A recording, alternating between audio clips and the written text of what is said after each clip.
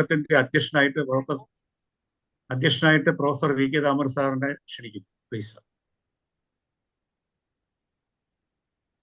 Okay, ആദ്യമായി അധ്യക്ഷൻ എന്ന പദവി സ്വീകരിച്ചിരിക്കുന്നു. ഇനി പരിപാടിയിൽ ആദ്യത്തെ ദിനം സ്വാഗതമാണ്. അതിന് നമ്മൾക്കെല്ലാവർക്കും ആരാധ്യനായ മുൻ TKM എഞ്ചിനീയറിംഗ് കോളേജ് പ്രിൻസിപ്പലും വളരെ വർഷമായി വിദ്യാഭ്യാസ രംഗത്ത് അറിയപ്പെടുന്ന ഒരു വ്യക്തിയുമായിട്ടുള്ള പ്രൊഫസർ POJ ലെബ്ബയെ ഞാൻ ക്ഷണിക്കുന്നു. മറ്റു പരിപാടികൾ രത്നകുമാർ കൺട്രോൾ ചെയ്യുന്നതായിരിക്കും. ശരി, professor ലെബ്ബ. Thank you very much. Thank you for the nice words. Now, ഇതൊരു ചെറിയ മീറ്റിംഗ് ആണെന്നാണ് രത്നകുമാർ പറഞ്ഞത്. ചെറുതെങ്കിലും പ്രാധാന്യമുള്ള ഒരു മീറ്റിംഗ് ആണ്. കാര്യം ഈ IREGEF പ്രോജക്റ്റിന്റെ പ്രധാനപ്പെട്ട ഒരു തുടക്കമാണ്. അത് തുടക്കുന്നത് ഏറ്റവും പറ്റിയ വ്യക്തി തന്നെയാണ് അത് തുടങ്ങുന്നത്.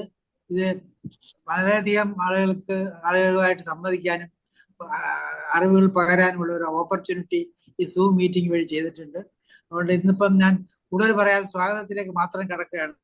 ആദ്യമായിട്ട് എനിക്ക് സ്വാഗതം ചെയ്യാനുള്ളത് നമ്മുടെ NS അജിത്തിനെയാണ്. Real sponsor of the IREGEF project. അപ്പൊ അജിത്തിനെ ഈ കമ്മിറ്റിക്ക് വേണ്ടി ഞാൻ സ്വാഗതം ചെയ്യുന്നു. Thank you sir. പിന്നെ അതുപോലെ തന്നെ പ്രൊഫസർ VKDയെ സ്വാഗതം ചെയ്യേണ്ട കാര്യമില്ല. VKD തന്നെയാണ് ഇതെല്ലാം. Everything is VKD. എങ്കിലും അധ്യക്ഷൻ എന്നുള്ള നിലയ്ക്ക് സ്വാഗതം ചെയ്യുന്നു. പിന്നെ ഓഫ്കോഴ്സ് അതേപോലെ പറയുന്ന ഒരു വ്യക്തിയാണ് ഡോക്ടർ രത്നകുമാർ. ഇതിനു വേണ്ടി ജീവിതം ഒഴിഞ്ഞു വെച്ചിരിക്കുകയാണെന്ന് തോന്നുന്നു ഇങ്ങനെയുള്ള പ്രോജക്ട്സിന് വേണ്ടി.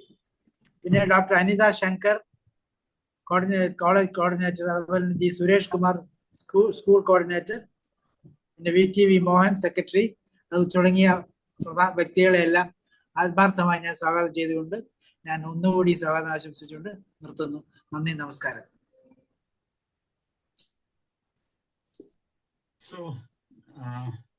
IREയുടെ chief general manager Shri NS അജിത്തിനെ ക്ഷണിക്കുന്നു. ശരിക്കും പറഞ്ഞ ഈ പ്രോജക്റ്റ് തുടങ്ങുന്ന സമയത്ത് ഞാൻ ലെബ്ബസാറിനെ ആദ്യമായി കാണുന്നത്. അന്ന് പറഞ്ഞപ്പോൾ തന്നെ വളരെ താല്പര്യമായിട്ടുള്ള അതിൽ പങ്കെടുക്കാമെന്ന് പറയുകയും ഒരുപക്ഷെ ഇന്ന് അത് ഇന്ത്യക്ക് തന്നെ മാതൃകയാകുന്ന ഒരു പ്രോജക്റ്റാണ് ഔദ്യോഗികമായിട്ട് കൂടെ തുടങ്ങുന്നതിനകത്ത്. ശ്രീ NS അജിത്ത്. ഇതിനിടയ്ക്ക് ആരോ ഓഡിയോ കേൾക്കുന്നില്ല എന്നൊരു കമന്റ് വന്നിട്ടുണ്ടായിരുന്നു, ഒന്ന് ശ്രദ്ധിക്കുമെന്ന് കരുതുന്നു. സാർ, അത് എനിക്കൊന്ന് പ്രോപ്പറായിട്ട് ഒന്ന് ജോയിൻ ചെയ്താൽ മതി. കണക്ട് വിത്ത് കമ്പ്യൂട്ടർ ഓഡിയോ വെച്ചിട്ട് ജോയിൻ ചെയ്ത ഓഡിയോ വന്നോളൂ. അതിപ്പോ നമ്മൾ മ്യൂട്ട് ആൾ വല്ല കൊടുക്കണോ? അത് അല്ലല്ല, നമ്മളല്ല, അത് അവരുടെ സൈഡിലാണ് ചെയ്യേണ്ടത്. അത് ഫുൾ ആയിട്ട് ജോയിൻ ചെയ്യാത്തതുകൊണ്ടാണ്. ജോയിൻ ചെയ്ത് കഴിഞ്ഞിട്ട് കണക്ട് വിത്ത് കമ്പ്യൂട്ടർ ഓഡിയോ കൂടെ കൊടുത്തു കഴിഞ്ഞാൽ അവർക്ക് ഓഡിയോ വരും. നമ്മുടെ സൈഡിലല്ല അത്. ബാക്കിയെല്ലാം കേൾക്കാൻ പറ്റുന്നുണ്ട്. അപ്പോൾ എല്ലാവർക്കും ഒരു very good evening to all. എനിക്ക് തോന്നുന്നു വളരെ സന്തോഷത്തോടു കൂടിയാണ് ഇന്ന് ഈ ഒരു പരിപാടിയിൽ പങ്കെടുക്കാനായിട്ട് സാധിക്കുന്നത്. ബിക്കോസ് എനിക്ക് വളരെ നാളത്തെ ഒരു ഗ്രൗണ്ട് വർക്ക് ചെയ്തതിന് ശേഷമുള്ള ഒരു കൾമിനേഷൻ ആണെങ്കിലും ഇതൊരു പുതിയ പ്രോജക്റ്റിൻ്റെ ഒരു തുടക്കം ആയിട്ടാണ് ഞാൻ ഇതിനെ കരുതുന്നത്. IRE എന്ന് പറയുമ്പോൾ നിങ്ങൾക്കെല്ലാം അറിയാൻ പറ്റും, കേന്ദ്ര ആണവോർജ വകുപ്പിന് കീഴിൽ പ്രവർത്തിക്കുന്ന ഒരു പൊതുമേഖലാ സ്ഥാപനമാണ്. നമ്മുടെ രാജ്യത്തിൻ്റെ വികസനത്തിനും ശാസ്ത്ര സാങ്കേതിക രംഗത്തെ വളർച്ചയ്ക്കുമൊക്കെ ഏറെ സംഭാവനകൾ നൽകുന്ന ഒരു സ്ഥാപനമാണ് IRE. നമ്മുടെ തീരപ്രദേശത്തെ കരിമണൽ ശേഖരിച്ച് അതിൽ നിന്നും റേഡിയോ ആക്റ്റീവ് മൂലകങ്ങളൊക്കെ വേർതിരിച്ച് രാജ്യത്തിന് വേണ്ടി നൽകി വരുന്നു. അതോടൊപ്പം IRE ശാസ്ത്ര സാങ്കേതിക രംഗത്തും സാമൂഹ്യ സേവന രംഗത്തും ഒക്കെ ഏറെ പ്രവർത്തനങ്ങൾ ചെയ്തു വരുന്നു. അതിൻ്റെ ഒരു ഭാഗമായിട്ടാണ് ഗ്രീൻ എനർജി ഫൗണ്ടേഷനുമായിട്ട് ചേർന്ന് ഇങ്ങനെ ഒരു പുതിയ പദ്ധതിക്ക്, ഒരുപക്ഷെ ഇന്ത്യയിൽ തന്നെ വളരെ ആദ്യമായിട്ടായിരിക്കും ഇങ്ങനെ ഒരു പ്രോജക്റ്റ് നടപ്പിൽ വരുത്തുന്നത്. അതിന് ആദ്യമായിട്ട് ഇതിന് പിന്നിൽ പ്രവർത്തിച്ച എല്ലാവരെയും അനുമോദിക്കാൻ ഞാൻ ഈ അവസരം ഉപയോഗിക്കുന്നു. പ്രത്യേകിച്ച് ലബ്ബ സാറ്, രത്നകുമാർ സാർ, അതുപോലെ തന്നെ ഇതിൻ്റെ കോർഡിനേറ്റർ ആയിട്ടുള്ള മാഡം അനിത ശങ്കർ, ജി സുരേഷ് കുമാർ, ഏവരെ, അതുപോലെ തന്നെ നമുക്ക് വളരെ ഈ രംഗത്ത് ഏറെ ശ്രദ്ധേയനായിട്ടുള്ള, അല്ലെങ്കിൽ നമുക്ക് വളരെ അഭിമാനത്തോടു കൂടി നമുക്ക് കരുതാവുന്ന നമ്മുടെ നാടിൻ്റെ ഒരു ശാസ്ത്രജ്ഞനായിട്ടുള്ള ദാമോദരൻ സാറ് നമ്മുടെ കൂടെയുണ്ട്. സാറിൻ്റെ ഇതിനായിട്ട് ഒരു ടോക്കിനായിട്ട് നമ്മൾ കാത്തിരിക്കുകയാണ്. ഞാൻ കൂടുതൽ സംസാരിക്കുന്നില്ല, വളരെ ചുരുക്കത്തിൽ പറയാമെന്ന് കരുതുന്നു. അപ്പം ഈ ഒരു പ്രോജക്റ്റിന് എല്ലാവിധമായ ആശംസകളും നൽകിക്കൊണ്ട് നിർത്തുന്നു. നമസ്കാരം. Jai Hind. Thank you very much. അടുത്തത് നമ്മൾ ഈ കോർഡിനേഷനെ പരിചയപ്പെടുത്തുക എന്നുള്ളതാണ്. ആദ്യത്തെ chief coordinator professor V K Damodaran സാറാണ്. സാർ,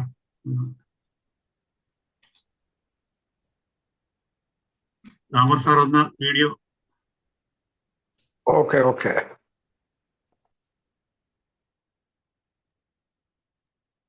വീഡിയോ ആണല്ലോ സാർ? വീഡിയോ ഓണല്ല.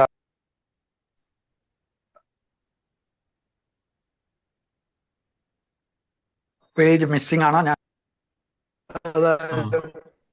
കുറച്ച് കഴിഞ്ഞ് ഓൺ ചെയ്യാം. Proceed with rest of the. ഇതിന്റെ സ്റ്റേറ്റ് കോർഡിനേറ്റർ ഞാൻ തന്നെയാണ്. എന്നെ കാണുന്നു, വിശ്വസിക്കുന്നു. ഈ പല ടീച്ചേഴ്സ് ഞാൻ ആരെയും കണ്ടിട്ടില്ല, നേരിട്ട് കണ്ടില്ല. നിങ്ങൾക്ക് എന്നെ കാണാൻ പറ്റുമെന്ന് പ്രതീക്ഷിക്കുന്നു. പിന്നെ ഡോക്ടർ സി അനിത ശങ്കറാണ് ഈ പ്രോജക്റ്റ് കൊല്ലം ജില്ലയിൽ കോർഡിനേറ്റ് ചെയ്യുന്നത്. Madam please.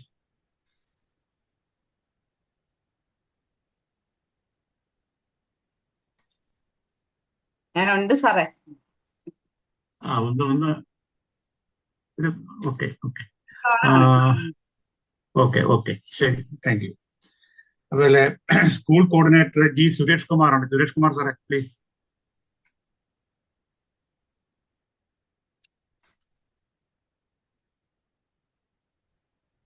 സുരേഷ് മാഷ് ഉണ്ടോ? ഓക്കെ. സോ പിന്നെ ഇതേ പ്രോജക്റ്റ് തന്നെ നമ്മൾ ആലപ്പുഴ ജില്ലയിൽ ചെയ്യുന്നുണ്ട്. ആലപ്പുഴ ജില്ലയിൽ ഇത് കോർഡിനേറ്റ് ചെയ്യുന്ന ശ്രീ മധുകൃഷ്ണനാണ്. മധുകൃഷ്ണൻ പ്ലീസ് വീഡിയോ ഓൺ ചെയ്യാം. എന്തോ പറ്റുന്നില്ല, ഞാൻ ടെക്നിക്കൽ എറർ ഉണ്ട്. ഓക്കെ ശരി. അടുത്തത് പാലക്കാട് ദൂരം കൂടി ഉണ്ടാവും. ഓക്കെ, അടുത്തത് chief coordinator V K Damodaran സാറിനെ പരിചയപ്പെടുത്തുക എന്നുള്ളതാണ്. അദ്ദേഹത്തെ എങ്ങനെ പരിചയപ്പെടുത്തണം എന്നുള്ള കാര്യത്തിൽ ഞാൻ വളരെ കൺഫ്യൂഷനാണ്. കാര്യം പല മേഖലയിലും വളരെ ഉന്നതമായ സാധനങ്ങൾ ഇരുന്ന് നമ്മുടെ സംസ്ഥാനത്തിന് വേണ്ടി ഇവിടെ ഒരു കേരളത്തിലെ ഊർജ്ജ സംസ്കാരം ഉണ്ടാക്കാൻ വേണ്ടി നിരവധി മേഖലയിൽ വർക്ക് ചെയ്യുന്ന ഒരാളാണ് ഇതിനകത്ത്. ഒരുപക്ഷെ ഇതിനകത്ത് നിങ്ങൾ അധ്യാപകർക്ക് ചിലർക്ക് അറിയാമായിരിക്കും. ഞങ്ങൾ 96 ദാമോദരൻ സാറും ഞാനും ലബ്ബ സാറൊക്കെ ചേർന്നിട്ടാണ് ഈ എനർജി കൺസർവേഷൻ ക്ലബ്ബ് തുടങ്ങിയ ഊർജ്ജ സംരക്ഷണം. ഇന്ത്യയിലെ ആദ്യത്തെ പ്രൊജക്റ്റാണ്. അപ്പൊ അന്ന് നമുക്ക് ഏറ്റവും അത്യാവശ്യം എന്ന് പറഞ്ഞാൽ ഊർജ്ജ സംരക്ഷണമായിരുന്നു. ഇന്നത്തെ പ്രശ്നം എന്താന്ന് പറഞ്ഞാൽ ഊർജത്തിന്റെ ഉപഭോഗം കൂടിയത് കൊണ്ടുണ്ടാകുന്ന പാരിസ്ഥിതിക പ്രശ്നങ്ങൾ, ഗ്ലോബൽ വാർമിങ്, ക്ലൈമറ്റ് ചേഞ്ച്, ഇതൊക്കെയാണ് മെയിൻ പ്രശ്നം. ഇതിന്റെ ഈ ഒരു ഉദ്ദേശത്തിലാണ് ഞങ്ങൾ ഈ ഗ്രീൻ എനർജി ഫോറം നമ്മൾ രൂപീകരിച്ചത്. അദ്ദേഹത്തെ കുറിച്ച് പറയണമെങ്കിൽ ഏതാനും വാക്കുകൾ ഞാൻ പറയാം. ഊർജം, പരിസ്ഥിതി, നിർമ്മാണം, വ്യവസായ ഗവേഷണം എന്നീ മേഖലയിൽ UN ഇന്റർനാഷണൽ കൺസൾട്ടന്റായി 15 വർഷം അദ്ദേഹം സേവനം അനുഷ്ഠിച്ചിട്ടുണ്ട്. കേരള സയൻസ് ആൻഡ് ടെക്നോളജി വകുപ്പ് സ്ഥാപക ഡയറക്ടറാണ്. എനർജി മാനേജ് സെന്ററിന്റെ സ്ഥാപക ഡയറക്ടറാണ്. ടെക്ടോക്ക് ഇന്നൊവേഷൻ ദേശീയ കോൺടെസ്റ്റ് സംഘടന ട്രസ്റ്റിന്റെ ട്രസ്റ്റിയും ജഡ്ജി കമ്മിറ്റി ചെയർമാനാണ്. ടെക്നോളജി അസസ്മെന്റ് നെറ്റ്വർക്കിന്റെ സ്ഥാപക ഡയറക്ടറാണ്. ശാസ്ത്ര സാങ്കേതിക വിദഗ്ധ കമ്മിറ്റികളിൽ ദേശീയ അന്തർദേശീയ തലത്തിൽ അംഗത്വവും നേതൃത്വവും നിരവധി അവാർഡുകൾ അദ്ദേഹം കൂട്ടിയിട്ടുണ്ട്. അദ്ദേഹമാണ് ഈ പ്രോജക്ട് ചീഫ് കോർഡിനേറ്റർ. ശരിക്കും പറഞ്ഞ അദ്ദേഹത്തിന്റെ ഒരു അദ്ദേഹത്തിന്റെ ഒരു ഉള്ളിൽ ഉണ്ടായിരുന്ന ഒരു ആശയമാണിത്. അതിന് എല്ലാവിധ സപ്പോർട്ട് നമ്മൾ കൊടുക്കുന്നെങ്കിലും പ്രധാനമായിട്ടും അദ്ദേഹം തന്നെയാണ് ഇതിന്റെ മെയിൻ ആള്. ഞാൻ കൂടുതൽ ദീർപ്പിക്കുന്നില്ല. അപ്പൊ ഞാൻ അദ്ദേഹത്തെ ഈ ചെറിയ വാക്കുകൾ കൊണ്ട് ഉപസംഹരിക്കുന്നു. പരിചയപ്പെടുത്തൽ. ഓക്കെ. ഹലോ, സാർ ഓഡിബിൾ ആണോ? അല്ലല്ലോ സാർ, ആഡിയബിൾ ആണ്, പക്ഷെ പിക്ചർ കിട്ടുന്നില്ലല്ലോ. പിക്ചർ ഉണ്ടല്ലോ. ഉണ്ടോ? ആ, ഓക്കെ. ഇല്ല സാർ, വീഡിയോ മ്യൂട്ടിലാണ്. സാർ വീഡിയോ അൺമ്യൂട്ട് ചെയ്യാൻ പറ്റുമോ? അത് അൺമ്യൂട്ട് ആയിട്ടില്ല. ഞാനൊരു റിക്വസ്റ്റ് തരുന്നുണ്ട് സാറിന്. ആ, അപ്പൊ സാറിന് അവിടെ ഇപ്പൊ വരുമല്ലോ, ആ. റിക്വസ്റ്റ് എനിക്ക് വന്നിട്ടുണ്ടോ? ആ ഐക്കൺസ് ഇല്ല ഇതില്. ആണോ? നേരത്തെ ആ, സാറ് ജോയിൻ ചെയ്തപ്പം വീഡിയോ വന്നിട്ടുണ്ടായിരുന്നു. ഉണ്ടായിരുന്നു. ഇപ്പൊ അത് മ്യൂട്ട് അത് ആയിരിക്കും. നമ്മൾ അപ്പൊ ഇതിലിപ്പോ എനിക്കിവിടെ virtual backgrounds, video filters plus add അത്രയാണ് വരുന്നത്. അല്ല, അത് സാർ അതിന്റെ ഓപ്ഷൻ വീഡിയോ ഓപ്പൺ വീഡിയോ ചെയ്തു. എന്നുള്ള ക്ലിക്ക് ചെയ്യാൻ പറ്റത്തില്ല. വീഡിയോ ഓഫ് ആയി കിടക്കുവാണല്ലോ. അല്ല ഞാൻ സാറ് ഒരു കാര്യം സാറേ ഒരു ഒന്ന് കാര്യം റീജോ ചെയ്തു. അതെ, റീജോയിൻ ചെയ്യാൻ പോകും. അദ്ദേഹത്തിന്റെ പ്രസംഗം തുടരാം. ആ സാറൊന്ന് റീജോ സാറൊന്നല്ലേ ഇറങ്ങിയിട്ട് കയറി സാർ. ഇപ്പൊ ഇപ്പൊ പോണേ. കിട്ടിയല്ലോ. ഓക്കെ, ഒന്ന് പിൻ ചെയ്ത് തരും. ഓക്കെ സാർ, സാർ ഇനി സംസാരിച്ചോളൂ. കാണാം വീഡിയോ കാണാം. ഓണായി. വീഡിയോ ഓണായി. ഇപ്പൊ ഓഡിയോ കേൾക്കാമല്ലോ അല്ലേ? കേൾക്കാം. കാണാം. സാർ സംസാരിച്ചോളൂ. തുടങ്ങാം. ഇതിൽ പങ്കെടുക്കുന്ന വിശിഷ്ട വ്യക്തികൾക്കും, അതിൽ വിശിഷ്ട വ്യക്തികൾ എന്ന് പറയുമ്പോൾ ഈ 82 വിദ്യാഭ്യാസ സ്ഥാപനങ്ങളെ പ്രതിനിധീകരിച്ചുകൊണ്ട് ആ സ്ഥാപനങ്ങളിലെ വിദ്യാർത്ഥികളുടെ ഈ പ്രോജക്റ്റ് മെന്റർ ആയി പ്രവർത്തിക്കുന്ന അധ്യാപകരോടാണ്. അവരും ഈ ഞാൻ പറഞ്ഞ മാന്യ വ്യക്തികളിൽ പെടുന്നു എന്ന് മാത്രമല്ല, അവരാണ് ഇതിലത്തെ പ്രധാന വ്യക്തികൾ. അപ്പോൾ അവരുമായി ഈ പ്രോജക്റ്റ് ടീമിന്, അതേപോലെ തന്നെ ഇന്നവേഷൻ രംഗത്ത് ഒട്ടേറെ നേട്ടങ്ങൾ കൈവരിച്ചിട്ടുള്ള ഒട്ടേറെ യുവാക്കളെ ഇന്നവേഷൻ രംഗത്തേക്ക് ബൂട്ട് ക്യാമ്പുകൾ വഴിയും ഇന്നവേഷൻ മത്സരങ്ങൾ വഴിയും ഒക്കെ രംഗത്തിറക്കുകയും അവരുടെ ഇന്നവേഷൻ ഫലപ്രാപ്തിയിൽ എത്തിക്കുകയും ചെയ്തിട്ടുള്ള ഏതാണ്ട് 16 വ്യക്തികളെ ആഗോളാടിസ്ഥാനത്തിൽ തിരഞ്ഞെടുത്ത്, ഇവരെല്ലാവരും തന്നെ മലയാളികൾ കൂടിയാണ്. അവരെ കൊണ്ട് കുട്ടികളും മെന്റർ ടീച്ചർമാരും അടങ്ങുന്ന ഈ ഒരു സൂം സദസ്സിൽ വരുന്ന 2-3 ആഴ്ചക്കാലത്തിനിടയ്ക്ക് കുറെ സംവാദങ്ങൾ ഉണ്ടാവും. ആ സംവാദങ്ങൾ ശരിക്കും 40 മിനിറ്റാണ് ഇപ്പോൾ ഉദ്ദേശിച്ചിരിക്കുന്നത്. അതിൽ 20-25 മിനിറ്റ് അവരാദ്യം അവരുടെ മേഖലയിലുള്ള അല്ലെങ്കിൽ അവരുടെ അനുഭവത്തിൽ ഉള്ള ചില ഇന്നവേഷന്റെ ചില വശങ്ങൾ അവര് നമ്മുടെ മുമ്പാകെ അവതരിപ്പിക്കും. അത് കഴിഞ്ഞ് ഇത് അറ്റൻഡ് ചെയ്യുന്ന മെന്റർ ടീച്ചർമാരും വിദ്യാർത്ഥികളും അവർക്ക് ചില സംശയങ്ങൾ അല്ലെങ്കിൽ ചില അഡീഷണൽ ആയിട്ട് ചില കാര്യങ്ങളൊക്കെ അവർ പറഞ്ഞത് അറിയാനുള്ളതുണ്ടെങ്കിൽ അതാത് മെന്റർ ടീച്ചർമാർ ക്രോഡീകരിച്ച് അല്ലെങ്കിൽ അവരെ കൊണ്ട് നേരിട്ട് ചോദിപ്പിച്ച് അതിനുള്ള മറുപടികൾ പറയാൻ ഉള്ള ഒരു സമയമായിരിക്കും 15 മുതൽക്ക് 20 മിനിറ്റ്. പക്ഷെ ഇത് വളരെ ഹാർഡ് ആൻഡ് ഫാസ്റ്റ് ആയിട്ടുള്ള ഒന്നല്ല. നിങ്ങളുടെ സമയം കളയരുത് എന്നുള്ള ഉദ്ദേശത്തിലാണ് 40 മിനിറ്റിലേക്ക് ലിമിറ്റ് ചെയ്യുന്നത്. അതുപോലെ വിദഗ്ധരുടെ സമയവും നമ്മൾ ചോദിക്കുമ്പോൾ ഏകദേശം 40 മിനിറ്റ് മുതൽ 1 മണിക്കൂർ എന്ന് നമ്മൾ പറയും. അപ്പം നമ്മൾ 40 മിനിറ്റ് സെറ്റ് ചെയ്യും. അത് കഴിഞ്ഞ് നമുക്ക് കൂടുതൽ ചോദ്യങ്ങൾ ഉണ്ടെങ്കിൽ ഈ 40 മിനിറ്റ് സെഷൻ ഒരു 10-15 മിനിറ്റ് കൂടി നീട്ടാൻ ബുദ്ധിമുട്ടുണ്ടാവില്ല. ആ സെഷനിൽ ഇതുപോലെയുള്ള നമ്മൾ ഔപചാരികതകൾ കുറവായിരിക്കും. അതിലാകെ ഉണ്ടാവുക ആദ്യം ഒരു 1-2 മിനിറ്റ് നിൽക്കുന്ന ഒരു സ്വാഗതം. അത് കഴിഞ്ഞ് ഈ അന്ന് സംസാരിക്കുന്ന വ്യക്തിയെ, പ്രത്യേകിച്ചും ഇന്നവേഷന്റെയും ഗവേഷണത്തിന്റെയും ആംഗിളിൽ ആ വ്യക്തിയെ ഒന്ന് പരിചയപ്പെടുത്തും ചുരുക്കം മിനിറ്റുകളിൽ. അത് കഴിഞ്ഞ് അദ്ദേഹത്തിന്റെ പ്രഭാഷണം ഉണ്ടാവും. ഇതാണ് നമ്മൾ ഉദ്ദേശിക്കുന്നത്. ഈ പ്രഭാഷണങ്ങൾ ചിലപ്പോൾ അവർക്ക് എന്തെങ്കിലും പവർ പോയിന്റ് പോലെയുള്ള സംഗതികൾ ഉപയോഗിച്ച് പ്രസന്റ് ചെയ്യണമെന്നുണ്ടെങ്കിൽ അത് പ്രസന്റേഷൻ സ്ലൈഡുകളായിട്ട് അവരുടെ ടോക്കിന് സപ്പോർട്ടീവായിട്ടുള്ള അല്ലെങ്കിൽ ചില കാര്യങ്ങൾ മനസ്സിലാക്കാൻ വേണ്ടുന്ന ചില ഡയഗ്രാംസ് ഒക്കെ തന്നെ ചിലപ്പോൾ അവർ കാണിച്ചു തന്നു വരും. അല്ലെങ്കിൽ അവരുടെ അനുഭവങ്ങൾ നേരിട്ട് പറയുകയും. ഈ ഒരു കാര്യം ഞാൻ പറയുമ്പോൾ ഇനി അങ്ങോട്ട് വരുന്ന ക്ലാസ്സുകളിൽ പലതും ഒരുപക്ഷെ 1-2 ക്ലാസ്സുകൾ കൂടി നമ്മൾ ഇതിൻ്റെ പ്രൊസീജിയർ സംബന്ധമായിട്ടുള്ള ചില കാര്യങ്ങളെ കുറിച്ച് ചർച്ച ചെയ്ത് തന്നായിരിക്കും. പക്ഷെ ബാക്കിയുള്ള വിദഗ്ധ ഒരു നോയ്സ് വരുന്നുണ്ട്, അത് മ്യൂട്ട് ചെയ്താൽ കൊള്ളാം മറ്റുള്ളവര്. ഓക്കെ, അപ്പോൾ ഈ ക്ലാസ്സുകളിൽ നമ്മൾ പ്രത്യേകം അതാത് വിഷയത്തിൽ നിന്ന് നമുക്ക് കിട്ടേണ്ടുന്നത് ഇതൊരു ട്യൂട്ടറിങ് ക്ലാസ് അല്ല എന്നുള്ളതാണ് പ്രധാനപ്പെട്ട ഇതിലുള്ള ഒരു സംഗതി. കാരണം ഇന്നവേഷൻ എന്നുള്ളത് നമ്മൾ സാധാരണഗതി കുട്ടികളെ നമ്മൾ സയൻസ് ശാസ്ത്രമേളകൾക്കും അതുപോലെയുള്ള ചില എക്സിബിഷൻ അല്ലെങ്കിൽ വേറെ ചില കോണ്ടസ്റ്റുകൾക്കൊക്കെ നമ്മൾ സാധാരണ തയ്യാറാക്കി വിടും. അവിടെ ഉള്ള അതിനെ വിലയിരുത്തുന്നതിനുള്ള മാനദണ്ഡവും അവിടെ നമ്മൾ മെന്റർമാർ എന്ന രീതിയിൽ കുട്ടികൾക്ക് കൊടുക്കുന്നതും അല്ല നമ്മൾ ഇവിടെ ഇന്നവേഷന് കൊടുക്കേണ്ടത്.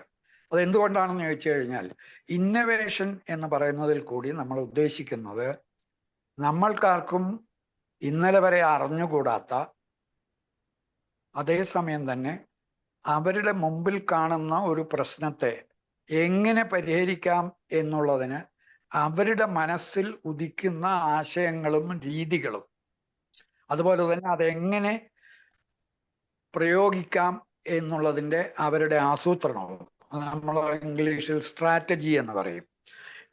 ഈ സംഗതികൾ അവരുടെ തലയിലിരിക്കുന്ന സംഗതിയാണ്.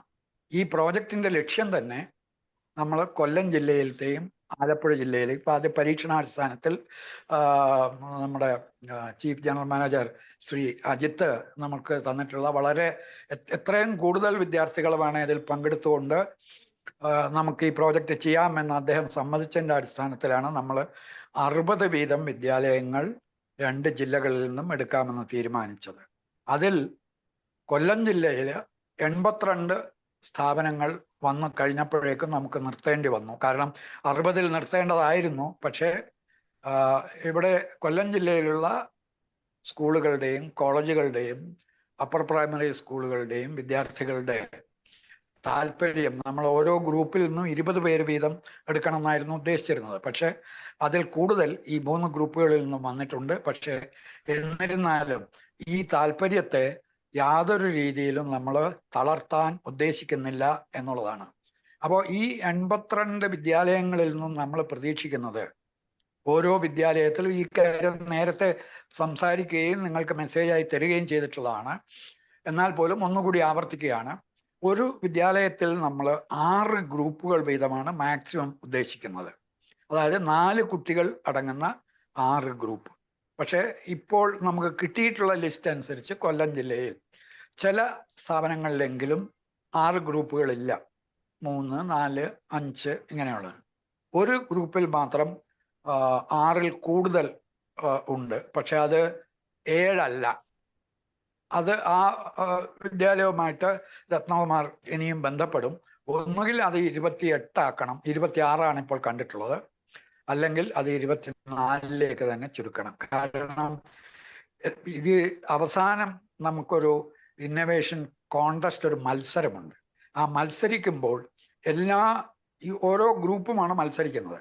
എല്ലാ ഗ്രൂപ്പുകളും ഒരേ സൈസിലുള്ളതായിരിക്കണം. ഇല്ലെങ്കിൽ കൂടുതൽ കുട്ടികളുള്ള ഒരു ഗ്രൂപ്പിന് സമ്മാനം കിട്ടുകയാണെന്ന്, അല്ലെങ്കിൽ അവരുടേത് അംഗീകരിക്കപ്പെടുകയാണെന്നുണ്ടെങ്കിൽ അത് കൂടുതൽ കുട്ടികൾ വന്നതുകൊണ്ടാണ് എന്നുള്ളൊരു പരാതി വരാനിടയുണ്ട്.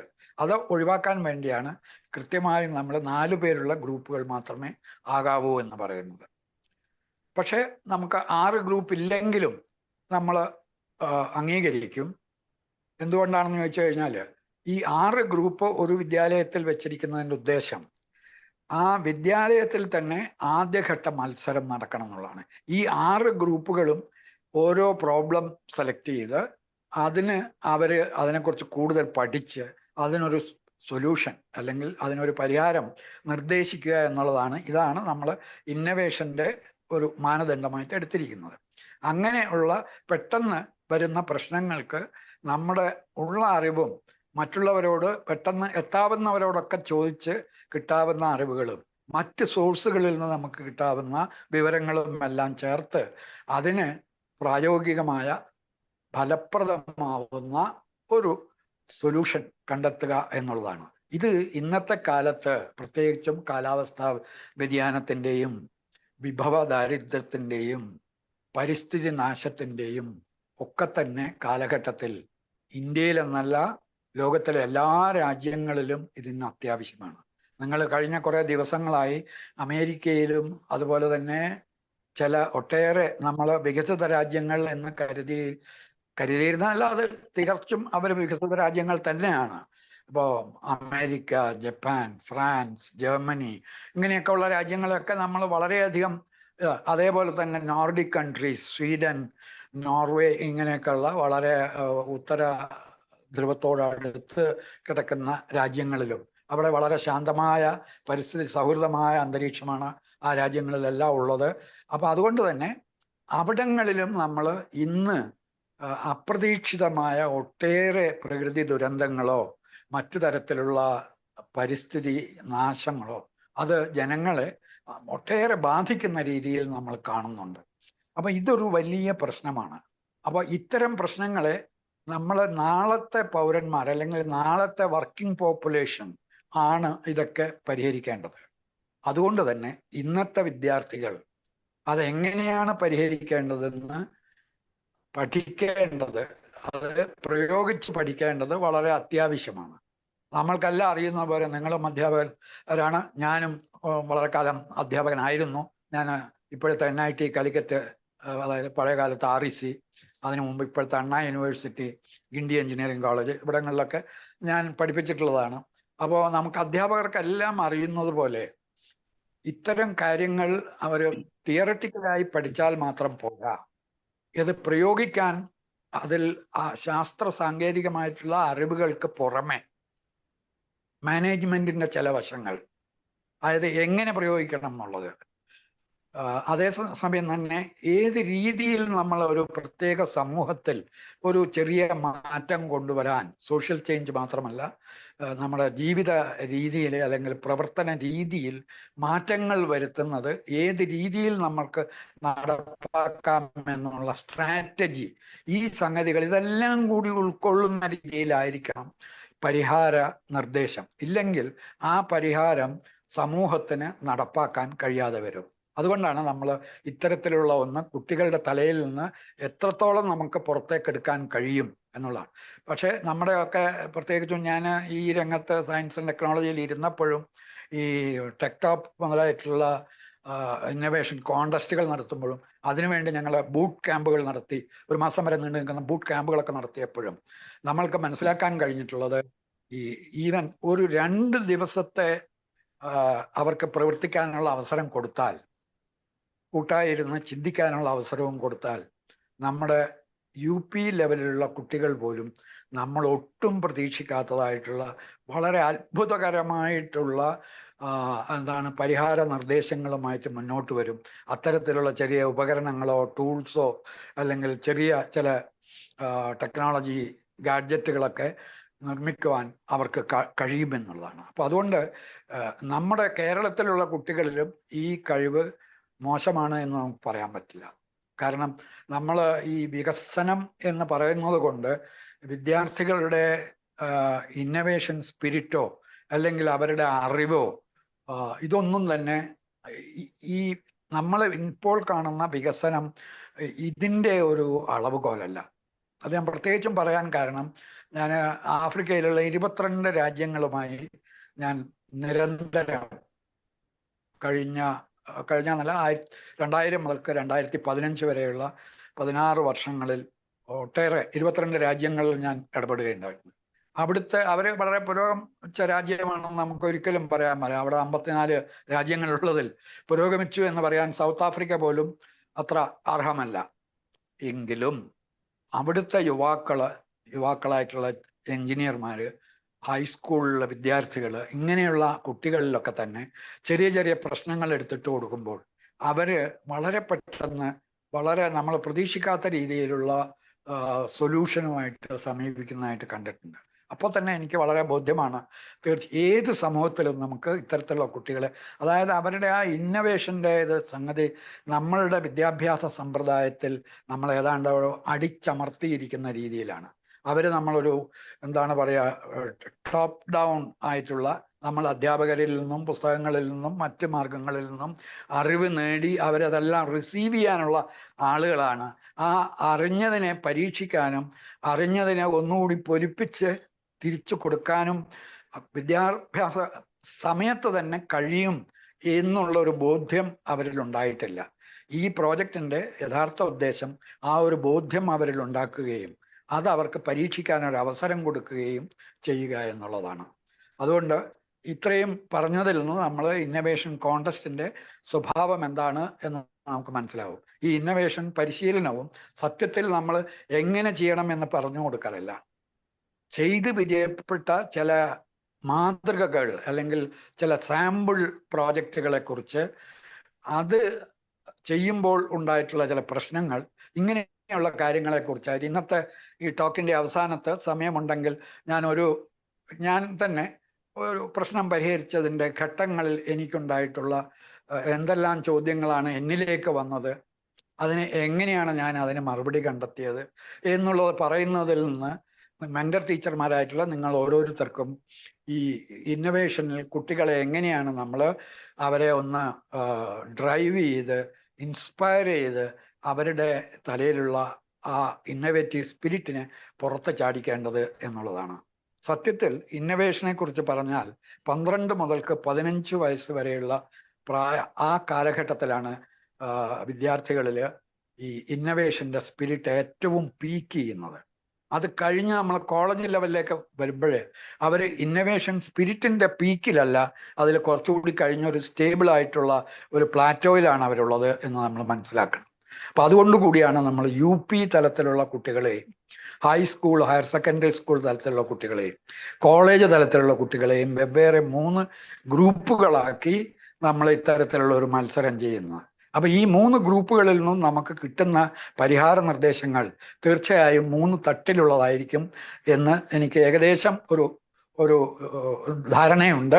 അത് നമുക്ക് ഇതിൻ്റെ പ്രവർത്തനങ്ങളെല്ലാം കഴിഞ്ഞതിന് ശേഷം നമുക്കെല്ലാം കൂട്ടായി അത് വിലയിരുത്തി നമുക്കെല്ലാം അതിൽ നിന്നുള്ള പാഠങ്ങൾ ഉൾക്കൊള്ളുകയും ഇതുപോലെ തന്നെ ഇനിയും ഇത് നമ്മളെ കേരളം മുഴുക്കുകയും അല്ലെങ്കിൽ കേരളത്തിന് പുറത്തും ഈ രീതിയിലുള്ള ചെറിയ പ്രവർത്തനങ്ങൾ വഴിക്ക് എങ്ങനെ നമ്മൾ ഇന്ത്യയിലുള്ള കുട്ടികളിൽ ഇന്നവേഷൻ സ്പിരിറ്റ് പ്രായോഗികമാക്കാനുള്ള അവസരങ്ങൾ കൂടുതലായിട്ടുണ്ടാക്കാൻ എങ്ങനെ സാധിക്കും എന്ന് നോക്കാം. ഇനിയിപ്പം ഞാൻ കുറച്ച് പ്രായോഗിക തലത്തിലേക്ക് വന്നതിന് ശേഷം ഞാൻ പറഞ്ഞ രീതിയിൽ അവസാനം ഒരു മാതൃക പറയാം. അത് ഈ പോയിന്റുകൾ വേണമെന്നുണ്ടെങ്കിൽ നിങ്ങൾക്ക് കുറിച്ച് വെക്കുന്നതിനും കുഴപ്പമില്ല. നിങ്ങളുടെ കയ്യിൽ ഒരു പേനയും പേപ്പറും ഉണ്ടെങ്കിൽ കുറിച്ച് വെക്കുന്നതും കുഴപ്പമില്ല. ഞാൻ പെട്ടെന്ന് പറഞ്ഞു. ആദ്യത്തെ ചോദ്യം, മെന്റർമാരായിട്ടുള്ള അധ്യാപകർ ഉടനെ ഇപ്പം നിങ്ങളിപ്പം ഈ ഗ്രൂപ്പുകൾ ഉണ്ടാക്കി അതിൻ്റെ ലിസ്റ്റൊക്കെ അയച്ചു തന്നു, അങ്ങനെ എല്ലാം പ്രോജക്റ്റ് തുടങ്ങാൻ വേണ്ടി സജ്ജമായിരിക്കുകയാണ്. ഈ പ്രോജക്റ്റ് ബുക്ക്, അതായത് വർക്ക് ബുക്ക് നിങ്ങൾക്ക് തന്നിരിക്കുന്നത്. ഈ വർക്ക് ബുക്ക് ഇതിൽ വളരെ പ്രധാനപ്പെട്ട ഒരു സംഗതിയാണ്. എന്തുകൊണ്ടാണെന്ന് ചോദിച്ചു കഴിഞ്ഞാൽ, നമ്മളൊരു ലാബറട്ടറി റെക്കോർഡ് നമ്മൾ സാധാരണ വിദ്യാർത്ഥികൾ കോളേജ് ലെവലിലൊക്കെ നമ്മൾ എഴുതി സബ്മിറ്റ് ചെയ്യുന്ന പോലെ ഈ വർക്ക് ബുക്കും ഇവരുടെ സൊല്യൂഷൻ്റെ കൂടെ നമ്മൾ വിലയിരുത്തും. എന്താണ് അതിൽ വിലയിരുത്തുന്നതെന്ന് ചോദിച്ചു കഴിഞ്ഞാൽ, ഈ വർക്ക് ബുക്കിൽ നമ്മൾ ഉദ്ദേശിക്കുന്നത്, അത് നിങ്ങൾ ആ കുട്ടികൾക്ക് പറഞ്ഞു കൊടുക്കണം.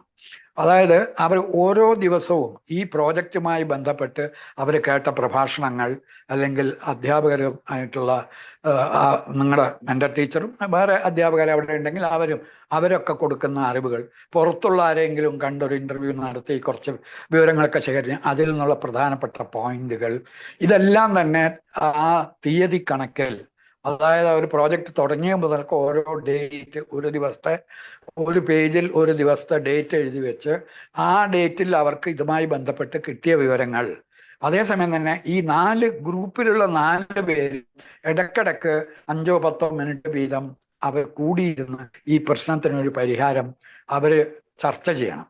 അങ്ങനെ ചർച്ച ചെയ്തതിൽ നിന്നുള്ള പോയിന്റുകളും അവിടെ വലിയ സെന്റൻസുകളൊന്നും ആവണമെന്നില്ല, ആ പോയിന്റുകളെങ്കിലും അവിടെ വൃത്തിയായി കുറിച്ചു വെച്ചിരിക്കണം.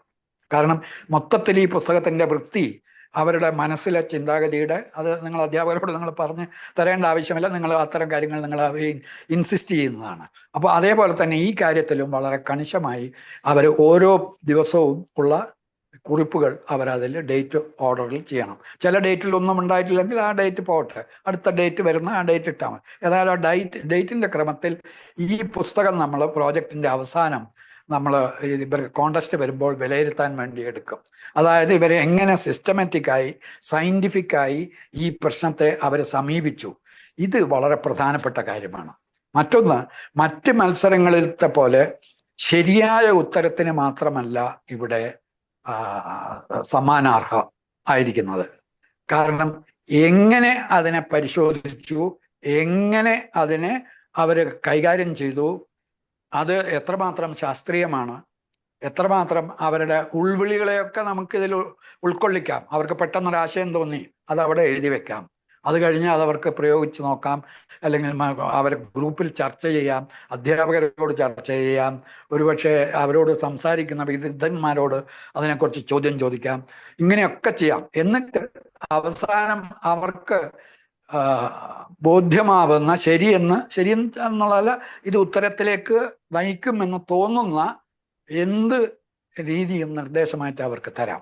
അതൊരു പക്ഷേ ഏറ്റവും ശരിയായതാവില്ല, പക്ഷെ ആ രീതിയിൽ അവർ വർക്ക് ചെയ്തു എന്നുള്ളതാണ് ഈ മത്സരത്തിൻ്റെ അല്ലെങ്കിൽ ഈ പ്രോജക്റ്റിൻ്റെ കാതലായിട്ടുള്ളത്. നമുക്ക് വേണ്ടത് എന്താണെന്ന് വെച്ചാൽ ഇത്രയും കുട്ടികൾ, നമ്മളിപ്പോൾ 82 സ്ഥാപനങ്ങളിൽ ശരാശരി നമ്മൾ 24 കുട്ടികൾ വീതം വെച്ചാൽ നമുക്ക് ഏതാണ്ട് 800-ലധികം കുട്ടികൾ കൊല്ലം ജില്ലയിൽ മാത്രം വരും. അതിനെ 4 പേര് പെടുന്ന ഗ്രൂപ്പിൽ വരുമ്പോൾ നമുക്ക് ആ ഗ്രൂപ്പ്, ഓരോ ഗ്രൂപ്പും ഓരോ പ്രോജക്റ്റ് എടുക്കുകയാണ്. അപ്പം അത്രയും പ്രോജക്റ്റുകളിൽ തീർച്ചയായും ഒരു പകുതിയോളം പ്രോജക്റ്റുകളുടെ അവരുടെ നിർദ്ദേശങ്ങൾ തീർച്ചയായും നമ്മളെല്ലാവരെയും കണ്ണ് ഞെട്ടിപ്പിക്കുന്നതായിരിക്കും. ഒരുപക്ഷെ അതിൽ 10-20 എണ്ണം ഒരുപക്ഷെ നമ്മൾ ആരും പ്രതീക്ഷിക്കാത്തതും ആയിരിക്കാം. അപ്പോൾ അത്തരത്തിലുള്ള ഒരു പ്രോജക്റ്റിന് വേണ്ടിയുള്ള ഒരു റിസൾട്ടിന് വേണ്ടിയുള്ള നമ്മുടെ ഒരു വളരെ കിണഞ്ഞ ഒരു ശ്രമമാണിത്. അപ്പോൾ ആ നിലയ്ക്ക് ആയിരിക്കണം നിങ്ങൾ ഈ കുട്ടികളെ ഇൻസ്പയർ ചെയ്യുന്നതും അവരെ കൊണ്ട് ഈ പ്രവർത്തനം ചെയ്യിക്കുന്നു. ഇതാണ് ആദ്യമായിട്ട് എനിക്ക് പറയാനുള്ളത്. ഒന്നാമത് പുസ്തകം മെയിൻറ്റെയിൻ ചെയ്യുക, ഇടയ്ക്കിടയ്ക്ക് അവർ യോഗം കൂടി മിനിറ്റ്സുകൾ തീരുമാനിക്കുക, ഇതുപോലെയുള്ള ക്ലാസ്സുകൾ നമ്മൾ അറേഞ്ച് ചെയ്യുമ്പോൾ അത് അവരെ കൂടി കേൾപ്പിക്കാനുള്ള സൗകര്യം നിങ്ങൾ അവിടെ ഉണ്ടാക്കുക. എന്നിട്ട് അതിനനുസരിച്ച് അവരിൽ വരുന്ന മാറ്റങ്ങൾ നമുക്ക് ക്രമേണ നമുക്ക് പ്രോജക്റ്റിൻ്റെ പ്രോഗ്രസ്സോടുകൂടി നമുക്ക് തീർച്ചയായിട്ടും അറിയാൻ കഴിയും. അപ്പോൾ ഇതാണ് നമ്മുടെ പ്രധാനപ്പെട്ട ഒരു വർക്ക്. ഇനിയുള്ള ഒന്ന് ഇതിൽ പറഞ്ഞു കഴിഞ്ഞു. ഒന്നാമത്തെ, ഗ്രൂപ്പ് ഡിസ്കഷൻ എത്ര നടക്കുന്നു എന്നുള്ളത് വളരെ പ്രധാനപ്പെട്ട ഒരു കാര്യമാണ്. കാരണം ഒറ്റയാൻ കണ്ടുപിടുത്തങ്ങളുടെ കാലഘട്ടം കംപ്ലീറ്റ് മാറി. ഇന്നിപ്പോഴെല്ലാ സംഗതികളും, ഏത് ഗവേഷണമായ ലോകത്തിൽ എവിടെയായാലും ഗ്രൂപ്പുകളാണ് ഇന്ന് ഗവേഷണം ചെയ്യുന്നത്. അങ്ങനെ മാത്രമേ നമുക്ക് അതിൽ ഇന്റർ ഡിസിപ്ലിനറി ആയിട്ടുള്ള ഗ്രൂപ്പുകളുണ്ട്. അതായത് ഡിഫറെൻറ്റ് ഡിസിപ്ലിനിൽ നിന്നുള്ള ആളുകൾ ഒന്നിച്ച് വർക്ക് ചെയ്യുമ്പോൾ ഒരു പ്രത്യേക പ്രശ്നത്തിന് നമ്മൾ ഇന്നലെ കാണാത്തതിനേക്കാൾ നല്ല ഒരു സൊല്യൂഷൻ തന്നെ തിരിഞ്ഞു വരും. അതൊക്കെ ആ കാഴ്ചപ്പാടിൻ്റെ വ്യത്യാസം, അതായത് ശാസ്ത്രശാഖ പ്രശ്നങ്ങളെ അപഗ്രഥിക്കുന്നതിന് യൂസ് ചെയ്യുന്ന അടിസ്ഥാനമായിട്ടുള്ള ടൂളുകൾ, ഇതൊക്കെയാണ് അതിൻ്റെ പ്രധാന സംഗതി. അപ്പോൾ അതുകൊണ്ട് നമ്മൾ കുട്ടികളെ ഈ ഗ്രൂപ്പ് ഡിസ്കഷൻ്റെ കാര്യത്തിൽ നമ്മൾ വളരെയധികം, അത് അധികം മിനിറ്റൊന്നും വേണമെന്നില്ല, കൂടിയാൽ അരമണിക്കൂർ മതി, മിനിമം 10 മിനിറ്റ് ആയാലും മതി. അങ്ങനത്തെ ഓരോ ഗ്രൂപ്പും ചുരുങ്ങിയത് ഈ പ്രോജക്റ്റിൻ്റെ വേളയിൽ ഒരു 10 ഗ്രൂപ്പ് ഡിസ്കഷനെങ്കിലും ഉണ്ടാവണം. അതിൽ കൂടുതലായാലും കുഴപ്പമില്ല, അത് അവരുടെ താല്പര്യം പോലെ ഇരിക്കും. ഇനി വേറെ ഒരു കാര്യമുള്ളത്, ഈ എല്ലാ സൊല്യൂഷനും അവർ എന്തെങ്കിലും ഒരു ഉപകരണം ഉണ്ടാക്കി കാണിക്കണം എന്ന് നിർബന്ധമില്ല. കാണിക്കാൻ പറ്റുമെങ്കിൽ നല്ലതാണ്, പക്ഷെ അത് പറ്റിയില്ല, അതിനെക്കുറിച്ചുള്ള ഒരു വിവരണം മാത്രമാണ് അവർക്ക് എഴുതി അതൊരു പ്രൊപ്പോസലായിട്ട് തരാൻ പറ്റുമെങ്കിൽ അത് ഒരാൾക്ക് വായിച്ച്, അല്ലെങ്കിൽ ഒരു ജഡ്ജിങ് കമ്മിറ്റിക്ക് വായിച്ചു നോക്കി അത് സെൻസിബിളാണ്, വർക്കബിളാണ്, അത് ഇന്നവേറ്റീവാണ് എന്ന് തോന്നുമ്പോൾ അവർ തീർച്ചയായിട്ടും ആ പ്രോജക്റ്റിനും മാർക്ക് കൊടുക്കുന്നതായിരിക്കും. അപ്പോൾ അതാണ് നമ്മളൊന്ന്, അതായത് അല്ലാതെ എല്ലാം ശരിയായ ഉത്തരത്തിലേക്ക് പോകുന്നവർക്ക് മാത്രമല്ല, ഇന്നവേഷനെ സംബന്ധിച്ചിടത്തോളം അവർ എത്രമാത്രം ഇന്നവേറ്റ് ചെയ്യാൻ ശ്രമിച്ചു, അത് എത്രമാത്രം സാധാരണഗതിയിലുള്ള ഇന്നവേഷൻ്റെ ലൈനിൽ കൂടി അവർ സഞ്ചരിച്ചു എന്നുള്ളതിൻ്റെ ഒരു രേഖയാണ് നമുക്ക് ഈ പുസ്തകത്തിൽ നിന്നും കിട്ടുക, അവരുടെ ഫൈനൽ റിസൾട്ടിൽ നിന്നും കിട്ടുക. ഇതിനെയായിരിക്കും നമ്മൾ വിലയിരുത്തുന്നത്. പിന്നെ അപ്പം ഞാൻ നേരത്തെ പറഞ്ഞ പോലെ ഇതിൽ സാമൂഹ്യപരമായിട്ടുള്ള ഏത് സൊല്യൂഷനും സാമൂഹ്യപരമായിട്ടുള്ള ഒരു കോണ്, മാനേജ്മെൻറ്റിൻ്റെ ഒരു കോണ്, അതിൽ ശാസ്ത്രീയമായിട്ടുള്ള ഒരു കോണ്, അത് ചിലപ്പോൾ ശാസ്ത്ര സാങ്കേതിക എന്ന് പറയാം.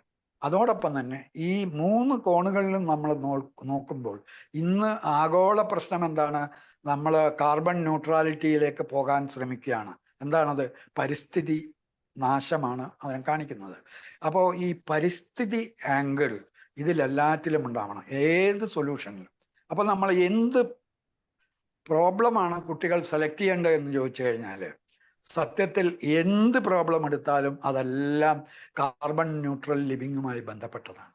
നിങ്ങൾ ചുറ്റുപാടും വെള്ളത്തിൻ്റെ ലഭ്യത കുറവുണ്ട്, അല്ലെങ്കിൽ ലഭ്യമായിട്ടുള്ള വെള്ളം കുടിക്കാവുന്നതല്ല, അല്ലെങ്കിൽ അത് മലിനീകരിക്കപ്പെട്ടതാണ്. അത് ചിലപ്പോൾ കുറച്ച് മലിനീകരണമായിരിക്കാം, ചിലത് കൂടുതൽ മലിനീകരണമാകും. ചിലപ്പോൾ വളരെ അപകടകരമായിട്ടുള്ള ചെറിയൊരു പൊല്യൂഷനേ ഉണ്ടാവുള്ളൂ, പക്ഷെ അത് വളരെ വിനാശകരമായി. അത് എന്ത് തന്നെയായാലും ഈ വാട്ടർ പൊല്യൂഷൻ, വാട്ടറിൻ്റെ അവൈലബിലിറ്റി, അല്ലെങ്കിൽ സീസണൽ ഷോർട്ടേജ്, ഇങ്ങനെയുള്ളതൊക്കെ പരിഹരിക്കാൻ, അല്ലെങ്കിൽ കുറച്ച് വെള്ളം കൊണ്ട് ഇന്ന് നമ്മൾ ചെയ്യുന്ന കൃഷി, മറ്റ് സംഗതികളൊക്കെ എങ്ങനെ ചെയ്യാമെന്നുള്ള ഒരു അന്വേഷണം ശരിയായിരിക്കും. അതേപോലെ തന്നെ നമ്മളെ ഭക്ഷണ സാധനങ്ങൾ, കൃഷി. ഇന്ന് കേരളത്തിൽ വെള്ളത്തിൻ്റെ കാര്യം പറയുകയാണെന്നുണ്ടെങ്കിൽ നമ്മൾ ഭൂമിയിൽ നിന്ന് സർഫസ് വാട്ടറോ ഗ്രൗണ്ട് വാട്ടറോ ഏതായാലും എല്ലാം നമ്മൾ മൊത്തത്തിലെടുക്കുന്ന വെള്ളത്തിൻ്റെ 70% നമ്മൾ കേരളത്തിലെ നല്ല ലോകം എമ്പാടും 69 മുതൽക്ക് 70% കൃഷിക്കായിട്ട് ഇറിഗേഷന് വേണ്ടിയിട്ടാണ് യൂസ് ചെയ്യുന്നത്. വ്യവസായങ്ങൾക്ക് വേണ്ടി 18 മുതൽക്ക് 20% ഉപയോഗിക്കും. വീട്ടാവശ്യങ്ങൾക്ക് വേണ്ടി 10-12%. ചില വികസിത രാജ്യങ്ങളിൽ അത് 15% വരെ വരുന്നുണ്ട്. പക്ഷേ എങ്ങനെയായാലും കൃഷിക്കും ഇറിഗേഷനാണ് ഏതാണ്ട് 70%-ഓളം വരുന്നത്. കേരളത്തിലും കഴിഞ്ഞ ഒരു 10-20 വർഷത്തെ ഡാറ്റ പരിശോധിച്ചതിൽ നിന്ന് ഈ ഏതാണ്ട് ഇത് 70-20-10 എന്നുള്ള ഒരു റേഷ്യോ നമുക്കും ബാധകമാണ്. ഒരുപക്ഷെ ഇതിൽ നമുക്ക് ജലക്ഷാമം വരുമ്പോൾ ഇറിഗേഷനിൽ നമ്മൾ കുറച്ച് വെള്ളം കുറച്ച് കൃഷി, ആ രീതിയിലുള്ള കൃഷി നമ്മൾ പ്രോത്സാഹിപ്പിക്കുകയാണ്, അല്ലെങ്കിൽ അതിലേക്കുള്ള ചെറിയ ഒരു മാറ്റം വരുത്താൻ കഴിയുമെങ്കിൽ നമുക്കൊരു പക്ഷേ ജലക്ഷാമവും ജലമലിനീകരണവും ഒക്കെ തന്നെ കുറച്ച് കുറക്കാൻ കഴിയും. ഇങ്ങനെയുള്ള, ഞാൻ ആ ജലത്തിനെ കുറിച്ച് പറഞ്ഞു എന്നേ ഉള്ളൂ. ഊർജത്തിൻ്റെ കാര്യത്തിൽ റിന്യൂവബിൾ എനർജി ഉപയോഗിക്കുന്നത്, ഇങ്ങനെയുള്ള ഒട്ടേറെ, നിങ്ങൾക്കിപ്പോൾ തന്നെ അറിയാം എനർജി കൺസർവേഷൻ്റെ കാര്യം. എനർജി കൺസർവേഷൻ ക്ലബ്ബുകൾ നിങ്ങളുടെ മിക്ക വിദ്യാലയങ്ങളിലും ഉണ്ടാവും. അപ്പോൾ ഇങ്ങനെയൊക്കെയുള്ള എന്ത് വിഷയം നമ്മളെടുത്താലും അതിലെല്ലാം തന്നെ ഈ കാർബൺ ന്യൂട്രൽ, അതായത് ഏറ്റവും കുറഞ്ഞ കാർബൺ ഉദ്വമനം, അതായത് എമിഷൻ നമ്മൾ ലക്ഷ്യമാക്കുന്ന ഒരു പ്രവർത്തന രീതിയിലേക്ക് ഏത് മേഖലയും, മെക്കാനിക്കൽ എഞ്ചിനീയറിംഗ് ആയാലും, അല്ലെങ്കിൽ നമ്മൾ യന്ത്രങ്ങൾ ഉപയോഗിക്കുന്നതായാലും, സാധാരണ ടൂളുകൾ ഉപയോഗിക്കുന്നതായാലും ഒന്നും വേണ്ട, നമ്മുടെ വെട്ടുകത്തി ഉണ്ടാക്കുന്നതിൽ അതിൻ്റെ സ്റ്റീലിൻ്റെ അല്ലെങ്കിൽ ഇരുമ്പിൻ്റെ നിർമ്മാണത്തിൽ ചെറിയ മാറ്റങ്ങൾ വരുത്തിയാൽ ഒരുപക്ഷെ നമ്മൾ എത്രയധികം നമ്മളത് ഉപയോഗിക്കുന്നുണ്ട് എന്നുള്ളത്. അപ്പം അങ്ങനെ നമ്മൾ ഏത് രീതിയിലുള്ള ഏത് പ്രോബ്ലം എടുത്താലും നമുക്കതിനെ കാർബൺ ന്യൂട്രൽ ലിവിങ്ങുമായിട്ട് അടുപ്പിക്കാൻ കഴിയും. അതേസമയം തന്നെ നമ്മുടെ വിഷയം എന്താണ്? കാർബൺ ന്യൂട്രൽ ലിവിങ് ഫോർ എൻവയൺമെൻ്റൽ സസ്റ്റൈനബിലിറ്റി. IREയുടെ ലക്ഷ്യം എന്താണ്? അവർക്ക് വേണ്ടത് ഈ ഒരു ഫണ്ട് നമ്മൾക്ക് ഇത്തരത്തിലുള്ളൊരു പഠനം നടത്താൻ വേണ്ടി തരുമ്പോൾ അവർ പ്രതീക്ഷിക്കുന്നത് കൊല്ലം ജില്ലയിലുള്ള, അതുപോലെ തന്നെ ആലപ്പുഴ തീര ജില്ലകളിലുള്ള ഒട്ടേറെ പരിസ്ഥിതി പ്രശ്നങ്ങൾക്ക് അത് അനുഭവിക്കുന്ന ആളുകൾ തന്നെ ആ പ്രശ്നത്തെ കണ്ടെത്തി അതിന് അവർക്ക് തോന്നുന്ന സൊല്യൂഷൻസ് നിർദ്ദേശിക്കുക എന്ന് പറഞ്ഞു കഴിഞ്ഞാൽ അത് ഏറ്റവും ഉദാത്തമായിട്ടുള്ള ഒരു മാതൃകയാണ് ഈ പ്രശ്നം പരിഹരിക്കുന്നതിന്. അതാണ് ഇവിടെ യഥാർത്ഥത്തിൽ നമ്മൾ ചെയ്യുന്നത്. അപ്പോൾ തുടർന്ന് മെന്റർമാർ. അപ്പൊ ഇത് തുടക്കത്തിൽ നമ്മൾ ഈ ഒരു അറിവ് കുട്ടികൾക്ക് കൊടുത്ത് അവരെ പ്രവർത്തന മേഖലയിലേക്ക് തള്ളി നീക്കുക എന്നുള്ളതാണ് ഇപ്പൊ ഏറ്റവും പെട്ടെന്ന് നമ്മൾ ചെയ്യേണ്ടത്. തുടർന്ന് നമ്മൾ ചെയ്യേണ്ടതെന്ന് വെച്ചാൽ ഇടയ്ക്കിടയ്ക്ക് കുട്ടികളുടെ ഈ വർക്കിന്റെ പ്രോഗ്രസ്, അവരുടെ ചർച്ച കഴിഞ്ഞ് അവരെങ്ങോട്ടാണ് പോകുന്നത്, അവർ തരുന്ന നിർദ്ദേശങ്ങളിൽ ആ സമയത്ത് നിങ്ങൾക്ക് തന്നെ അത് വളരെ ആകർഷകമല്ലാന്ന് തോന്നുന്നുണ്ടെങ്കിൽ അവരെ നമുക്ക് സ്നേഹപൂർവം ചർച്ച ചെയ്ത് മറ്റ് ചില മാർഗങ്ങൾ കൂടി നമുക്ക് നോക്കാമോ എന്ന് അവരെ നിരുത്സാഹപ്പെടുത്തരുത്. അല്ലാത്ത രീതിയിൽ നമുക്ക് അവരെ ശ്രദ്ധ മറ്റു രീതിയിലേക്ക് കൂടി കൊടുത്ത് അവരെ കുറച്ചുകൂടി ഫലപ്രദമാവുന്ന രീതികളിലേക്ക് നയിക്കാനുള്ള ഒരു സഹായമാണ് നിങ്ങളിൽ നിന്ന് ഉണ്ടാകേണ്ടത്. ഇനി മൂന്നാമത്തത്, ഈ ലെക്ചർ സീരീസ് നിങ്ങൾ മുടങ്ങാതെ കേൾക്കുകയും ഇത്തരം ആളുകളെ നമ്മൾ വളരെയധികം അന്വേഷിച്ച് പിടിച്ച് നമ്മൾ ഇവരെയൊക്കെ കണ്ട് അവരുടെ സമ്മതമൊക്കെ വാങ്ങിച്ചിട്ടാണ് നമ്മൾ വന്നിരിക്കുന്നത്. അപ്പോൾ അവർ നമുക്ക് നൽകുന്ന ഒരു 3/4 മണിക്കൂർ 1 മണിക്കൂർ സമയം നമ്മൾ ഫലപ്രദമായി ഉപയോഗിക്കാൻ വേണ്ടി, അത് പ്രത്യേകിച്ചും വിദ്യാർത്ഥികൾ, കാരണം അവർക്ക് ഇത്തരം ആളുകളുമായി സംവദിക്കാൻ സാധാരണഗതിയിൽ ഇത്ര പെട്ടെന്നൊന്നും പറ്റില്ല. നേരെ മറിച്ച് നമ്മൾ ഒരു 2 ആഴ്ച 3 ആഴ്ചക്ക് ഇടയിൽ ഇത്രയധികം വിദഗ്ധന്മാരെ നമ്മൾ കൊണ്ടുവരും. മറ്റൊന്ന്, ഈ ക്ലാസ് വരുമ്പോൾ ഇത്തരം വിദഗ്ധന്മാരുടെ ക്ലാസ് നമ്മൾ ചില ക്ലാസ്സുകളൊക്കെ തന്നെ 3 തട്ടിലായിട്ട് ആയിരിക്കും ചെയ്യുക. അതായത് കോളേജ് ലെവലിലുള്ള കുട്ടികൾക്ക് ഒരു പ്രത്യേക വിദഗ്ധൻ ഒരു പ്രത്യേക രീതിയിലുള്ള ഇൻസ്ട്രക്ഷൻസ് ആയിരിക്കും കൊടുക്കുക. അതേസമയം തന്നെ ഹൈസ്കൂൾ ലെവലിലുള്ള കുട്ടികൾക്ക് മറ്റൊരു വിദഗ്ധൻ വേറൊരു രീതിയിലുള്ള കൊടുക്കുന്നത്. ചില ആൾ കോളേജ് ലെവലിലും ഹൈസ്കൂൾ ലെവലിലും ഉള്ള കുട്ടികൾക്ക് പൊതുവായിട്ട് കൊടുക്കേണ്ടുന്ന ചില സംഗതികൾ ഒന്നുകിൽ അവരെ 2 ഗ്രൂപ്പിനെ ഒന്നിച്ച് വിളിച്ചോ അല്ലെങ്കിൽ ഒറ്റയായിട്ടോ ക്ലാസ് കൊടുത്തു എന്ന് വരും. അതേപോലെ തന്നെ UP ലെവലിലും. അപ്പോൾ ഇങ്ങനെ ഈ 3 ലെവലിലും സമാന്തരമായിട്ട് നമുക്ക് ക്ലാസ്സുകൾ കൊണ്ടുപോയിക്കൊണ്ടേയിരിക്കും. ഇടയ്ക്ക് നമ്മൾ 3 പേരും ഇതേപോലെ കൂടിച്ചേർന്നിട്ടുള്ള ക്ലാസ്സുകളും ചർച്ചകളും ഉണ്ടാവും. ഇനി വിദ്യാർത്ഥികൾ ഇല്ലാതെ ഇടയ്ക്ക് മെന്റർ ടീച്ചേഴ്സിന് മാത്രമായിട്ട് നമുക്ക് ഇടപെടണം എന്നുണ്ടെങ്കിൽ നമുക്ക് 15 മിനിറ്റോ 20 മിനിറ്റോ വീതമുള്ള അല്ലെങ്കിൽ അരമണിക്കൂർ വീതമുള്ള ചില സെഷനുകളും നമുക്ക് ഇതിൻ്റെ ഇടയിൽ വെക്കാവുന്നതാണ്. പിന്നെ നിങ്ങൾക്ക് ചോദിക്കാനുണ്ടാവുന്നത് എന്തൊക്കെയാണ് പ്രശ്നങ്ങൾ സെലക്ട് ചെയ്യാമെന്ന് ചോദിച്ചു.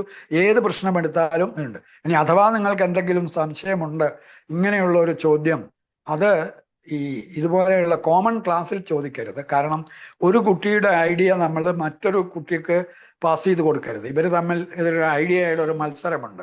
അതുകൊണ്ട് അവരുടെ ഒരു പ്രത്യേക സംഗതി ശരിയാവുമോ എന്നുള്ളത് മെന്റർ ടീച്ചർമാർ നമുക്ക് ഒന്നുകിൽ ഇമെയിൽ വഴിക്കോ അല്ലെങ്കിൽ വാട്സാപ്പ് വഴിക്കോ, ഞങ്ങൾ ഒന്നുകിൽ രത്നകുമാർ സാറിനോ അല്ലെങ്കിൽ എനിക്കോ പിന്നെ നമ്മുടെ ജില്ലാ കോർഡിനേറ്റർമാരായിട്ടുള്ള ആളുകളുടെ പേരൊക്കെ പറഞ്ഞു, അപ്പോൾ ഇവർക്കോ നിങ്ങൾ അയച്ചു കൊടുത്താൽ തീർച്ചയായും നമ്മൾ അതിനെക്കുറിച്ച് ചർച്ച ചെയ്ത് അതിന് വേണ്ടതായിട്ടുള്ള ചില നിർദ്ദേശങ്ങളും സഹകരണമായിട്ടുള്ള ചില കാര്യങ്ങളൊക്കെ ചെയ്യും. അതുകൊണ്ട് പ്രശ്നങ്ങൾ സെലക്ട് ചെയ്യുന്നത് നമ്മൾ കഴിവതും വരുന്ന ഒരു 8-10 ദിവസത്തിനകം നമ്മൾ ഏതാണ്ട് പ്രശ്നങ്ങളുടെ അതായത് പ്രോജക്റ്റ് ടൈറ്റിൽ ഓരോ കുട്ടിയുടെയും എന്താണ് ടൈറ്റിൽ എന്നുള്ളത്, അത് വളരെ വ്യത്യസ്ത വിഷയങ്ങളാവാം, അങ്ങനെ ഉള്ളത് നമ്മൾ തീരുമാനിക്കാൻ കഴിയണം.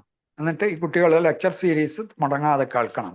പിന്നെ എനിക്കൊരു കാര്യം പറയാനുള്ളത്, പലപ്പോഴും ഈ നമ്മൾ ആരോടൊക്കെ വിവരം തേടണം എന്നുള്ളതിന് പലപ്പോഴും നമ്മൾ ചെയ്യുന്ന ഒരു തെറ്റെന്താണെന്ന് വെച്ചാൽ, ആധുനിക ശാസ്ത്ര വൈദഗ്ധ്യമുള്ള ആളുകൾ, അതിൽ PhDയും അല്ലെങ്കിൽ കണ്ടുപിടുത്തമൊക്കെ ഉള്ള ആളുകൾ മാത്രമാണ് എന്ന് നമ്മൾ ധരിക്കരുത്. നമ്മളെ നാട്ടിൽ തന്നെയുള്ള സാധാരണക്കാരായ കൃഷിക്കാർക്ക്, തൊഴിലാളികൾക്ക്, ഏത് മേഖലയിലുള്ള തൊഴിലാളികൾ, അവരെല്ലാം തന്നെ എല്ലാ മനുഷ്യനും ജോലിയുടെ ഡ്രഡ്ജറി, അതായത് നമ്മളെ മടുപ്പുണ്ടല്ലോ, മടുപ്പും അതുകൊണ്ടുള്ള ക്ഷീണവും, ഇത് ഒഴിവാക്കാൻ വേണ്ടി ആണ് സത്യത്തിൽ ഈ ഇന്നവേഷൻസും കണ്ടുപിടുത്തങ്ങളെല്ലാം വന്നിട്ടുള്ളത്. അങ്ങനെയാണ് നമ്മൾ ഇന്ന് ആഘോഷിക്കുന്ന ഒട്ടേറെ ടൂളുകളും യന്ത്രങ്ങളും ഒക്കെ തന്നെ വന്നിട്ടുള്ളത് അത്തരത്തിലുള്ള ഒരു ബുദ്ധിയുടെ ഒരു വ്യാപാരം കൊണ്ടാണ്. അതുകൊണ്ട് തന്നെ ഇവരുടെ പാരൻസിനോടും നാട്ടിലുള്ള മുതിർന്ന ചില കാരണവന്മാരോടൊക്കെ ചോദിച്ചു കഴിഞ്ഞാൽ ഒരുപക്ഷെ നമ്മൾ ഒരു വിദഗ്ധനിൽ നിന്ന് കിട്ടാവുന്നതിനേക്കാൾ ചില ഈ സൊല്യൂഷന്റെ മാർഗങ്ങൾ ചിലപ്പോൾ ചില സൊല്യൂഷൻസും അവരിൽ നിന്ന് കിട്ടും. അതിനെ നിങ്ങൾക്ക് റിഫൈൻ ചെയ്യാൻ കുട്ടികൾക്ക് ഒരുപക്ഷെ ശാസ്ത്രജ്ഞന്മാരോട് ചോദിച്ച് അതിൻ്റെ മെത്തഡോളജികളൊക്കെ ഒന്ന് ശരിയാക്കി ആ രീതിയിൽ അതിനെ പിന്നീട് പെർഫെക്റ്റ് ചെയ്യാമെങ്കിലും നിങ്ങൾ ചർച്ച ചെയ്യുന്നത് നേറ്റീവ് നോളജ് ഇത്തരം കാര്യങ്ങൾ എന്തെങ്കിലും ഉണ്ടെങ്കിൽ അതിനെ തീരെ തള്ളിക്കളയരുത്. അതും കൂടി എടുക്കുകയും എന്നിട്ട് അപ്പോഴെന്ത് വരുന്നു, അതും കൂടി എടുത്ത് നമ്മൾ ആധുനിക വിദഗ്ധന്മാരോടും ചോദിച്ചു. അതെല്ലാം കേട്ട് കഴിഞ്ഞതിന് ശേഷം ഈ കുട്ടികൾ ഒരു സൊല്യൂഷനിലേക്ക് വരുന്നുണ്ടെങ്കിൽ തീർച്ചയായും അതിൽ പുതുമയുണ്ടാവും. അത്തരം പ്രോജക്റ്റുകൾ എന്തായാലും അംഗീകരിക്കപ്പെടും. ഇനി എനിക്ക് അവസാനമായിട്ടൊന്ന് പറയാനുള്ളത്, ഈ നമ്മൾ സമ്മാനം കൊടുക്കുന്നത് സാധാരണ മത്സരങ്ങളിലെ പോലെ 1, 2, 3 എന്ന് പറഞ്ഞല്ല സമ്മാനം കൊടുക്കുക. അതുണ്ടാവും. പക്ഷേ ആകർഷകമായി തോന്നുന്ന, പ്രത്യേകിച്ചും അതേ വാക്ക് ഉപയോഗിക്കുകയാണെന്നുണ്ട്, അതിന് തക്കതായ ഒരു മലയാള വാക്ക് ഇതുവരെ എനിക്ക് കണ്ടെത്താൻ കഴിഞ്ഞിട്ടില്ല. ഇന്നവേറ്റീവായിട്ടുള്ള സൊല്യൂഷൻസ് എന്ത് തന്നെയായാലും അത്തരം കുട്ടികൾക്കെല്ലാം നമ്മൾ സർട്ടിഫിക്കറ്റും എന്തെങ്കിലും ചെറിയ ഒരു സമ്മാനവും കൊടുക്കാൻ ശ്രമിക്കും. അതുകൊണ്ട് ഇതിലെ വിന്നേഴ്സ് 1, 2, 3 പേരോ മാത്രമാണെന്ന് വിചാരിച്ച് കുട്ടികൾ നിരാശപ്പെടേണ്ട ആവശ്യമില്ല. ശ്രദ്ധേയമായ എല്ലാ എൻട്രീസിനും ഏതെങ്കിലും രീതിയിലുള്ള ഒരു അംഗീകാരം, ഒരു മെൻഷൻ, സർട്ടിഫിക്കറ്റ്, സ്പെഷ്യൽ സർട്ടിഫിക്കറ്റ്, ഇങ്ങനെ. പിന്നെ ഇതിൽ പങ്കെടുക്കുന്ന എല്ലാ വിദ്യാർത്ഥികൾക്കും നമ്മൾ ഇത്തരം ഒരു ഇന്നോവേഷൻ പ്രോജക്റ്റിൽ പങ്കെടുത്തവരാണ് എന്നുള്ള സർട്ടിഫിക്കറ്റ് എല്ലാവർക്കും കിട്ടും. അതേസമയം തന്നെ അതിൽ ഏറ്റവും മികച്ച രീതിയിൽ, ഞാൻ നേരത്തെ പറഞ്ഞ ആകർഷകമായിട്ടുള്ള രീതിയിൽ ചെയ്തവർക്ക് അതിനുള്ള പ്രത്യേകമായിട്ടുള്ള മെറിറ്റ് സർട്ടിഫിക്കറ്റുകൾ കിട്ടും. ഏറ്റവും ജഡ്ജിമാർ ഏറ്റവും മികച്ചതാണെന്ന് തിരഞ്ഞെടുത്തിട്ടുള്ള മത്സര റിസൾട്ടുകൾക്കും അവസാനം അതിനേക്കാൾ പ്രത്യേകമായിട്ടുള്ള സർട്ടിഫിക്കറ്റുകളും ചിലപ്പോഴെന്തെങ്കിലും ചില സംഗതികളും. ഇതിനും പുറമെ ഏറ്റവും നല്ല മെന്റേഴ്സിനെയും അവരുടെ പെർഫോമൻസിൻ്റെ നമുക്ക് ഇതിൽ കൂടി ഒരു അളവ് വരെ നമുക്ക് അളക്കാൻ കഴിയും. അത്തരത്തിലുള്ള മെന്റേഴ്സിനും ഇതിൽ സ്പെഷ്യൽ മെൻഷൻ സർട്ടിഫിക്കറ്റുകൾ കൊടുക്കുന്നതായിരിക്കും. എന്ന് മാത്രമല്ല, ഇത്തരം പ്രോജക്റ്റിന് വേണ്ടി ഏറ്റവും ഇതുവരെയും ചെയ്ത പോലെ തന്നെ എത്രയും ഉത്സാഹത്തോടു കൂടി പ്രവർത്തിച്ചിട്ടുള്ള വിദ്യാഭ്യാസ സ്ഥാപനങ്ങൾക്കും സർട്ടിഫിക്കറ്റും ഒരുപക്ഷെ വളരെ നല്ലതായി കണ്ടു കഴിഞ്ഞ് ജഡ്ജിമാർ റെക്കമെൻഡ് ചെയ്യുകയാണെന്നുണ്ടെങ്കിൽ അവർക്ക് എന്തെങ്കിലും ഒരു ട്രോഫി പോലെയുള്ള സംഗതികളും കൊടുക്കാൻ ഈ പ്രോജക്റ്റിൻ്റെ ഈ ഘടനയിൽ നമ്മൾ വക കണ്ടെത്തിയിട്ടുണ്ട് എന്നുകൂടി പറഞ്ഞുകൊണ്ട് ആ കാര്യം ഈ പൊതുവെ പ്രോജക്റ്റിനെ എന്ത് ചെയ്യണം എന്നുള്ളതിനെ കുറിച്ച് ഏകദേശം ഒരു ധാരണയായിട്ടുണ്ടെന്നാണ് ഞാൻ ഇനിയുള്ള ഒരു 10 മിനിറ്റിൽ എനിക്ക് പറയാനുള്ളത്. ഞാൻ നേരിട്ട ഒരു പ്രശ്നം പരിഹരിക്കാൻ വേണ്ടി എന്ത് ചെയ്തു എന്നുള്ളതാണ്. അതായത് ആഫ്രിക്കയിലുള്ള അത് കെനിയയിലുള്ള വളരെ ഒരു അകന്ന ഒരു ഗ്രാമത്തിൽ, അതായത് അവിടെ എൻ്റെ ഒരു വിലയിരുത്തലിൽ വരുന്ന ഒരു 30 വർഷത്തിനിടയിൽ പോലും അവിടെ ഇലക്ട്രിസിറ്റി വരാൻ യാതൊരു സാധ്യതയില്ല. ആരെങ്കിലും ഇത് ഇലക്ട്രിസിറ്റി കൊടുക്കാനുള്ള കാശ് കൊടുത്താലും അതിനു വേണ്ടിയിട്ടുള്ള സംവിധാനങ്ങൾ, ജനറേറ്റിംഗ് സ്റ്റേഷൻസ് ഉണ്ടാക്കി ലൈനുകളൊക്കെ വലിച്ച് വീടുകൾക്കും ഓഫീസുകൾക്കും സ്കൂളുകൾക്കൊക്കെ കറണ്ടൊക്കെ കൊടുത്ത് അങ്ങനെയൊക്കെ വരണം എന്നുണ്ടെങ്കിൽ തന്നെ എത്രയോ വർഷങ്ങൾ വേണ്ടി വരുന്ന ആയിട്ടുള്ള ഒരു ഉൾഗ്രാമത്തിൽ അവർക്ക് 6 മാസത്തിനകം വിദ്യുത് ശക്തി നൽകാൻ കഴിയുമോ എന്നുള്ളതായിരുന്നു എന്നോട് കെനിയ ഗവൺമെന്റിന്റെ ചോദ്യം. അത് അവർ UN വഴിക്ക് ചോദിച്ചു. അപ്പോൾ എനിക്ക് അവിടെ ചെന്ന് എന്തെങ്കിലും കാണണം. അപ്പോൾ ഞാനപ്പോൾ ആലോചിച്ചത്, ഞാൻ കുറെ കാലം റിന്യൂവബിൾ എനർജിയിൽ വർക്ക് ചെയ്തിട്ടുള്ള ആളാണ്. അപ്പോൾ അതുകൊണ്ട് റിന്യൂവബിൾ എനർജി പ്രയോഗിക്കാൻ പറ്റുകയാണെന്നുണ്ടെങ്കിൽ പ്രാദേശികമായിട്ടുള്ള ഊർജ സ്രോതസ്സുകളെ നമുക്ക് ഉപയോഗപ്പെടുത്താൻ പറ്റും. അങ്ങനെ നോക്കിയപ്പോൾ എല്ലാ സ്ഥലത്തും കാണുന്ന വിൻഡും സോളാറും നമുക്ക് അവിടെയും ഉണ്ട്. പക്ഷേ അതിനെ നമുക്ക് രണ്ടിനെയും നമുക്ക് 24 മണിക്കൂറും സ്റ്റേബിളായിട്ട് കിട്ടുന്ന ഒന്നല്ലാതെ നമുക്കെല്ലാം അറിയാവുന്നതാണ്. അപ്പോൾ പിന്നെ എന്ത് ചെയ്യും? സ്റ്റേബിളായിട്ടുള്ള എന്താണ് ഇപ്പം നമുക്ക് ലഭ്യമാവുക? അതാണല്ലോ നമ്മൾ ജലവൈദ്യുതി, അതുപോലെ കൽക്കരിയിൽ നിന്നും എണ്ണയിൽ നിന്നും ഒക്കെ നമ്മൾ ഗ്യാസിൽ നിന്നൊക്കെ നമ്മൾ ഉപയോഗിക്കുന്ന വൈദ്യുതി കുറച്ചുകൂടി സ്റ്റഡി ആയിട്ട് നമുക്ക് സൂക്ഷിച്ചു വെക്കാം. എന്നിട്ട് നമുക്ക് ആവശ്യമുള്ളപ്പോൾ ഉടനെ എടുത്ത് പ്രയോഗിക്കാം, ആവശ്യമില്ലാത്തപ്പോൾ വലിയ താമസം കൂടാതെ നിർത്താം. ഇങ്ങനെയൊക്കെയുള്ള ഗുണങ്ങളുള്ളതാണ് നമ്മൾ പതിവായിട്ട് യൂസ് ചെയ്യുന്ന മാർഗങ്ങൾ. അപ്പം അതിനൊന്നും അവിടെ മാർഗങ്ങളില്ല. ഇത് എങ്ങനെ സാധിക്കും എന്നുള്ള വന്നപ്പോൾ എനിക്കപ്പോൾ പെട്ടെന്ന് തോന്നിയ ഒരു ഐഡിയ, ഞാൻ ചെന്ന ഗ്രാമങ്ങളിലെല്ലാം തന്നെ ആഫ്രിക്കക്കാർ ഒരുപാട് മീറ്റ് കഴിക്കുന്നവരാണ്. അവരെ മീറ്റാണ് അവരുടെ പ്രധാന ഭക്ഷണം. ചോറും വെജിറ്റബിൾസ് ഒക്കെ അതിൻ്റെ നമ്മൾ ചോറിന് പുറമെ ചെറിയ കറികളും തോരനും ഒക്കെ വെക്കുന്ന മാതിരി ആണ് അവർക്ക് ഈ സംഗതികളൊക്കെ. അപ്പോൾ ഒരു വില്ലേജിൽ പോയാൽ ചുരുങ്ങിയത് 10-12 കാറ്റിൽ ഒരു ദിവസം സ്ലോട്ടർ ചെയ്യും അവിടെയൊക്കെ. അപ്പോൾ ഈ സ്ലോട്ടർ ചെയ്ത മീറ്റിനെ കുറിച്ച് ഞാൻ പഠിച്ചപ്പോൾ ഒരു കാറ്റിൽ ശരാശരി 300 കിലോഗ്രാം വെയിറ്റുള്ള ആയിരിക്കും ശരാശരി. അതിൽ മെലിഞ്ഞ സാധനം കുറച്ച് കുറവായിരിക്കാം, കുറച്ചുകൂടി ഇതായിട്ടുള്ള സ്വല്പം കൂടുതലുണ്ടാകും. ശരാശരി ഒരു 300 കിലോ. ഇതിൽ 41% എഡിബിൾ അല്ല. എഡിബിൾ മീറ്റ് അത് 41% കഴിച്ച് ബാക്കിയുള്ളതാണ്. അതായത് ഏകദേശം 40%, 300 കിലോയുടെ 40% എഡിബിൾ അല്ലാത്ത ഓർഗാനിക് വേസ്റ്റാണ്. അപ്പോൾ ഈ 40% എന്ന് പറയുമ്പോൾ 300ൻ്റെ 120 കിലോ വേസ്റ്റ് നമുക്ക് ഒരു കാറ്റിൽ നിന്ന് കിട്ടുന്നു. അങ്ങനത്തെ ശരാശരി ഒരു 10 കാറ്റിലെങ്കിലും കൂടിയാൽ ഈ കാറ്റിലിൻ്റെ ഈ നോൺ എഡിബിൾ ആയിട്ടുള്ള വേസ്റ്റ് ഇപ്പോൾ അവർ മണ്ണിൽ കുഴിച്ചിടും. രാത്രിയാകുമ്പോൾ കുറുക്കനും പട്ടിയും വന്ന് അതൊക്കെ വലിച്ച് വീണ്ടും അവിടെ പരിസ്ഥിതി നാശം കംപ്ലീറ്റ് ആ സൈഡിലോട്ട് ചെല്ലുമ്പോഴേക്ക് ഭയങ്കര നാറ്റമാണ്. ഇതിന് ഒരു പോംവഴിയും അവർക്ക് അറിയില്ല. അപ്പോൾ ഒരു പരിസ്ഥിതി പ്രശ്നം അവിടെയുണ്ട്, ഊർജ പ്രശ്നവും ഉണ്ട്. അപ്പോൾ ഈ വേസ്റ്റിനെ കുഴിച്ചിടാതെ നമ്മളൊരു ബയോഗ്യാസ് പ്ലാന്റിലിട്ട് അതിൽ നിന്ന് ബയോഗ്യാസ് എടുത്ത് ആ ബയോഗ്യാസ് നമ്മളൊരു ഡീസൽ എൻജിൻ ജനറേറ്ററിൽ നമുക്ക് മാർക്കറ്റിൽ വാങ്ങാൻ കിട്ടുന്നതാണ്. അങ്ങനെ ഒരെണ്ണത്തിൽ ഈ ഗ്യാസ് കൊടുത്ത് നമുക്ക് അതിൽ നിന്ന് ഇലക്ട്രിസിറ്റി ഉണ്ടാക്കി ആ ഇലക്ട്രിസിറ്റി നമുക്ക് ഇവർക്ക് കൊടുക്കാം. പക്ഷേ ഇത്രയും ആളുകൾക്ക് കൊടുക്കാൻ ഒരുപാട് ഊർജം വേണം. അപ്പോൾ നമുക്ക് എന്ത് ചെയ്യാൻ പറ്റും? അപ്പോൾ അവിടെ നമ്മൾ എന്ത് ചെയ്യുന്നു? LED ലാമ്പ് ആക്കി. അവരെല്ലാം മണ്ണെണ്ണ വിളക്ക് ഉപയോഗിക്കുന്നവരാണ്. LED ലാമ്പ് ഉപയോഗിക്കുകയാണെന്നുണ്ടെങ്കിൽ അന്ന് LED ലാൻറ്റേൺ ഒരാഴ്ചയിൽ ഒരിക്കൽ ചാർജ് ചെയ്യാവുന്ന ലിഥിയം ബാറ്ററി ബാക്ക്ഡ് ആയിട്ടുള്ള ഇന്ത്യയിൽ നിന്നുള്ള സാധനമാണ് അന്ന് ഞങ്ങൾ അവിടത്തേക്ക് കയറ്റിയേക്കാൻ വേണ്ടി പറഞ്ഞത് ഗ്രാമങ്ങളിൽ. അപ്പോൾ അങ്ങനെയുള്ളത് യൂസ് ചെയ്യുകയാണെന്നുണ്ടെങ്കിൽ ആഴ്ചയിൽ ഒരിക്കൽ ചാർജ് ചെയ്താൽ മതി. അപ്പോൾ ഈ ഇലക്ട്രിസിറ്റിയിൽ നിന്ന് ഇത് ചാർജ് ചെയ്യാൻ സ്വല്പം ഇലക്ട്രിസിറ്റി നമുക്ക് എടുക്കാം. അത് കഴിഞ്ഞ് സർപ്ലസ് ആയിട്ട് കിട്ടുന്ന ഊർജം നമുക്ക് അവിടെ എന്തെങ്കിലും ചെറിയ ചെറിയ ലോക്കൽ ആയിട്ടുള്ള ബേസ്ഡ് ആയിട്ട്, ഉദാഹരണത്തിന് അവിടെ ഉള്ള പാല് മാർക്കറ്റിലെത്തിക്കാൻ ട്രാൻസ്പോർട്ടേഷൻ സൗകര്യങ്ങളൊന്നും അധികം ഇല്ലാത്തത് കൊണ്ട് പറ്റില്ല, നഗരങ്ങളിൽ പോലും എത്തിക്കാൻ പറ്റില്ല. അപ്പോൾ അതിനെ നമുക്ക് അത്യാവശ്യം ഫ്രീസ് ചെയ്ത് സൂക്ഷിച്ച് അല്ലെങ്കിൽ വേറെ എന്തെങ്കിലും ഉൽപ്പന്നങ്ങളാക്കി മാറ്റി ടൗണുകളിലേക്ക് കൊണ്ടുപോയാൽ അതിന് മാർക്കറ്റ് ഉണ്ടാവും. ഇല്ലെങ്കിൽ ആ പാലൊക്കെ ചീത്തയായി പോകും. ഇത് തന്നെയാണ് ഫിഷിൻ്റെ കാര്യം.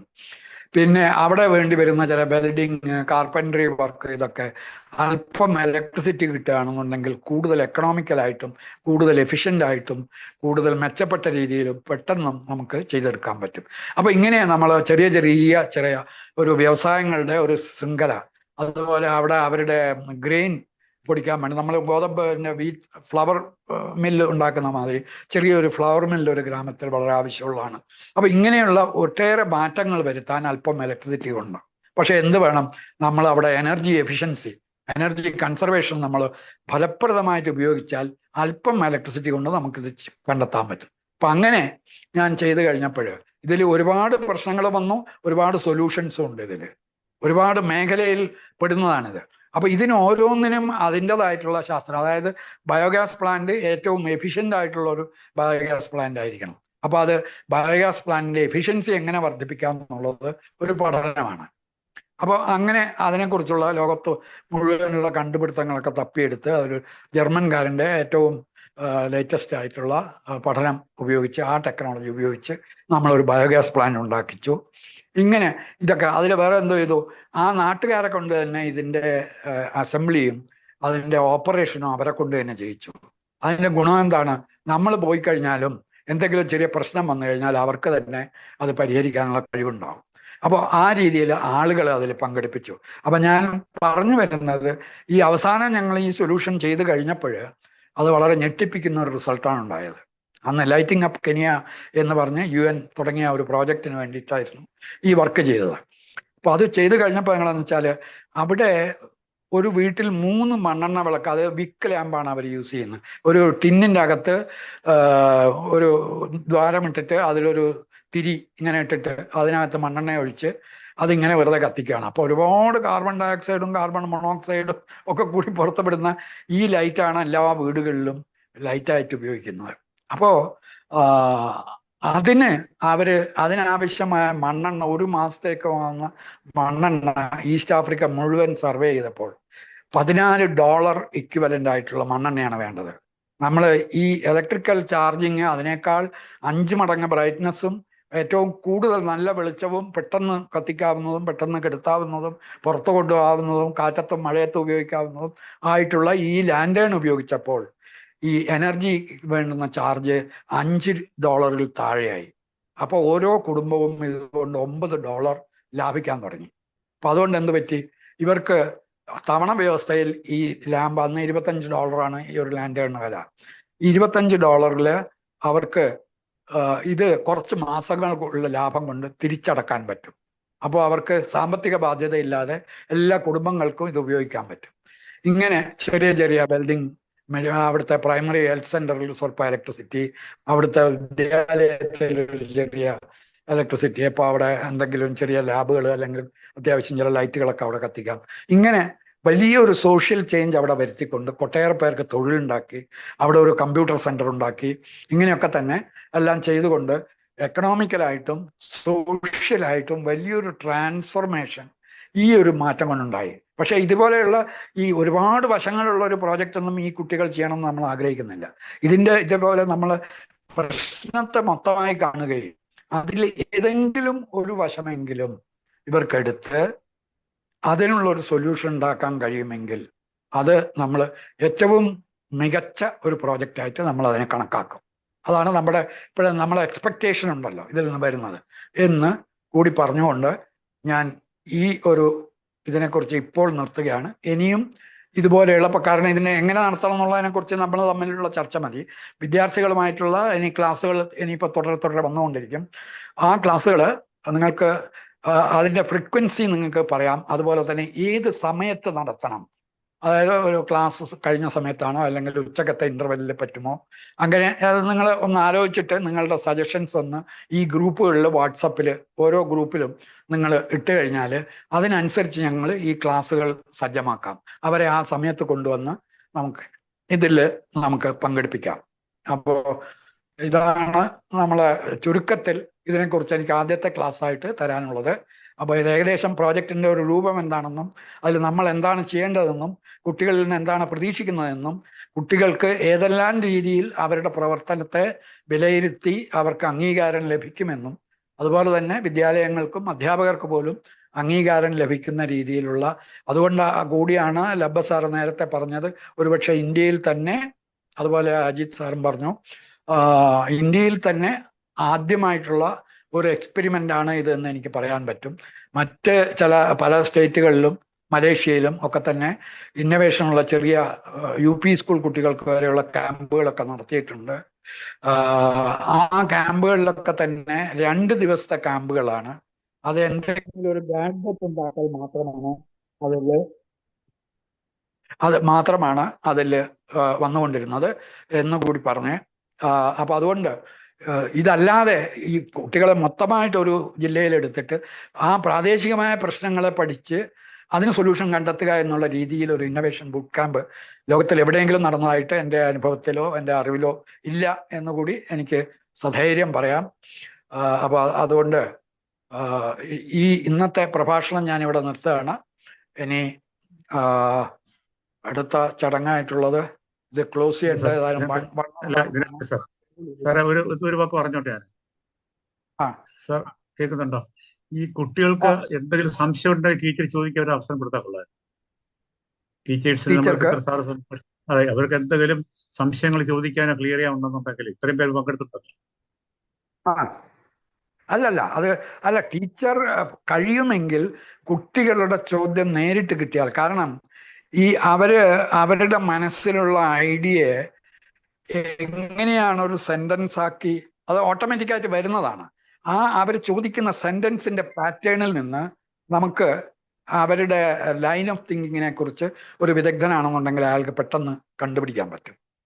അതാണ് കുട്ടികൾ തന്നെ നേരിട്ട് ചോദിക്കുന്നത്. അത് എഴുതി ചോദിച്ചാലും മതി, അപ്പൊ അത് അവരെ കൊണ്ട് തന്നെ അത് വേടിയിക്കുന്നതിൽ ഒരുപാട് മെച്ചമുണ്ടെന്നാണ് എൻ്റെ അഭിപ്രായം. മറ്റേ നമ്മൾ അധ്യാപകരിൽ കൂടിയോ അല്ലെങ്കിൽ വേറെ ഇന്റർമീഡിയറ്റിൽ കൂടി ട്രാൻസ്ഫർ ചെയ്യുമ്പോൾ അവരുടെ ആ ഇന്നോവേറ്റീവ് തോട്ട് പ്രോസസ്സിനെ നമുക്ക് മെഷർ ചെയ്യാൻ പറ്റില്ല. സാർ ഒരുപക്ഷെ ഈ മീറ്റിംഗിൽ പങ്കെടുക്കുന്ന ടീച്ചർമാർക്ക് ചോദിക്കാനുണ്ടോന്നായിരിക്കും രത്നകുമാർ സാറ് ചോദിച്ചത്. ഈ മീറ്റിംഗിൽ പങ്കെടുക്കുന്ന ടീച്ചർമാർക്ക് എന്തെങ്കിലും സംശയം ഉണ്ടാവുന്നതായിരിക്കും. ഇത് ചിലപ്പോൾ ഒരു 5-10 മിനിറ്റ് കൂടി അങ്ങനെ എന്തെങ്കിലും ചോദ്യങ്ങൾ ഉണ്ടെങ്കിൽ ചോദിക്കുന്നതിൽ ഒരു വിരോധമില്ല. റെഡി. ഓക്കെ, നിങ്ങൾ ടീച്ചേഴ്സിന് എന്തെങ്കിലും അത്യാവശ്യ സംശയം ഉണ്ടെങ്കിൽ ചോദിക്കാം. പ്ലീസ് ഓരോരുത്തർ വരിക. ചോദിക്കാൻ വേണമെങ്കിൽ അങ്ങ് പിന്നെ വീഡിയോ വേണമെങ്കിൽ ഓൺ ചെയ്ത് സംസാരിച്ചാലും കുഴപ്പമില്ല. എല്ലാവർക്കും സ്വാഗതം. നമ്മളൊരു 10 മിനിറ്റ് ഡിസ്കസ് ചെയ്യാം. എന്തായാലും വളരെ ദീർഘമായ ഒരു പ്രഭാഷണം തന്നെ സാറ് നടത്തി, വിത്ത് ഇല്ലസ്ട്രേഷൻ, നല്ല ക്ലാരിഫിക്കേഷൻ. ഒന്നും പറയാനില്ല, സംശയം ചോദിക്കാനുള്ളതിൽ തന്നെ വളരെ ഗംഭീരമായി ഒറ്റ ടോക്കിൽ തന്നെ ഇത്രയും കവർ ചെയ്ത് സാറിന് ഒരു പ്രത്യേക അഭിനന്ദനം ഞാൻ ഈ അവസരത്തിൽ നിയോഗിക്കുകയാണ്. ഓക്കെ, അധ്യാപകരുടെ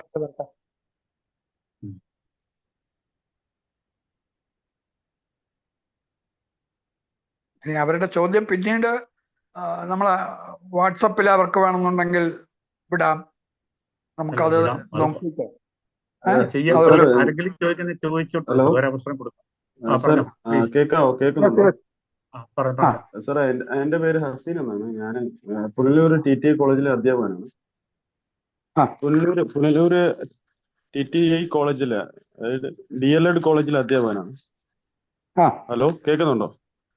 സാറ് പ്രോജക്റ്റിന്റെ കേസ് സാറ് സംസാരിച്ചായിരുന്നല്ലോ. അപ്പൊ എനിക്ക് ചെറിയൊരു ഡൗട്ട് ഉണ്ട്.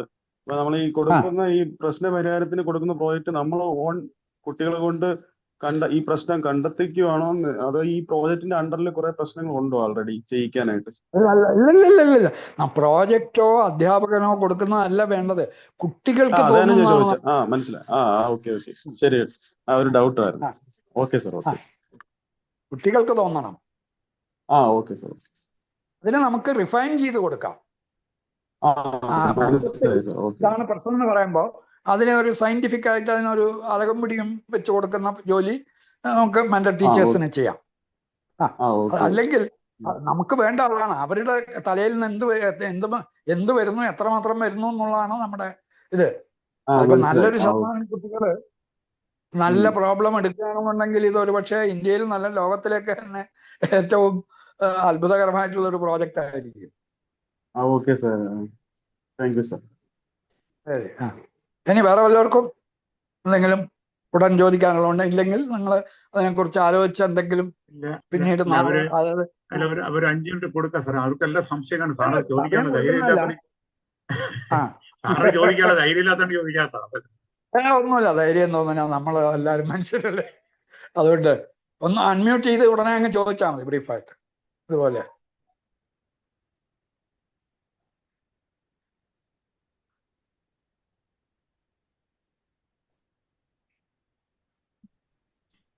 ഞാൻ ഈ പേര് വിളിക്കണം, ഒരുപാട് ആൾക്കാർ. സാറേ, ഇതിന്റെ സമയ പരിമിതി എത്രയാണ്? കാരണം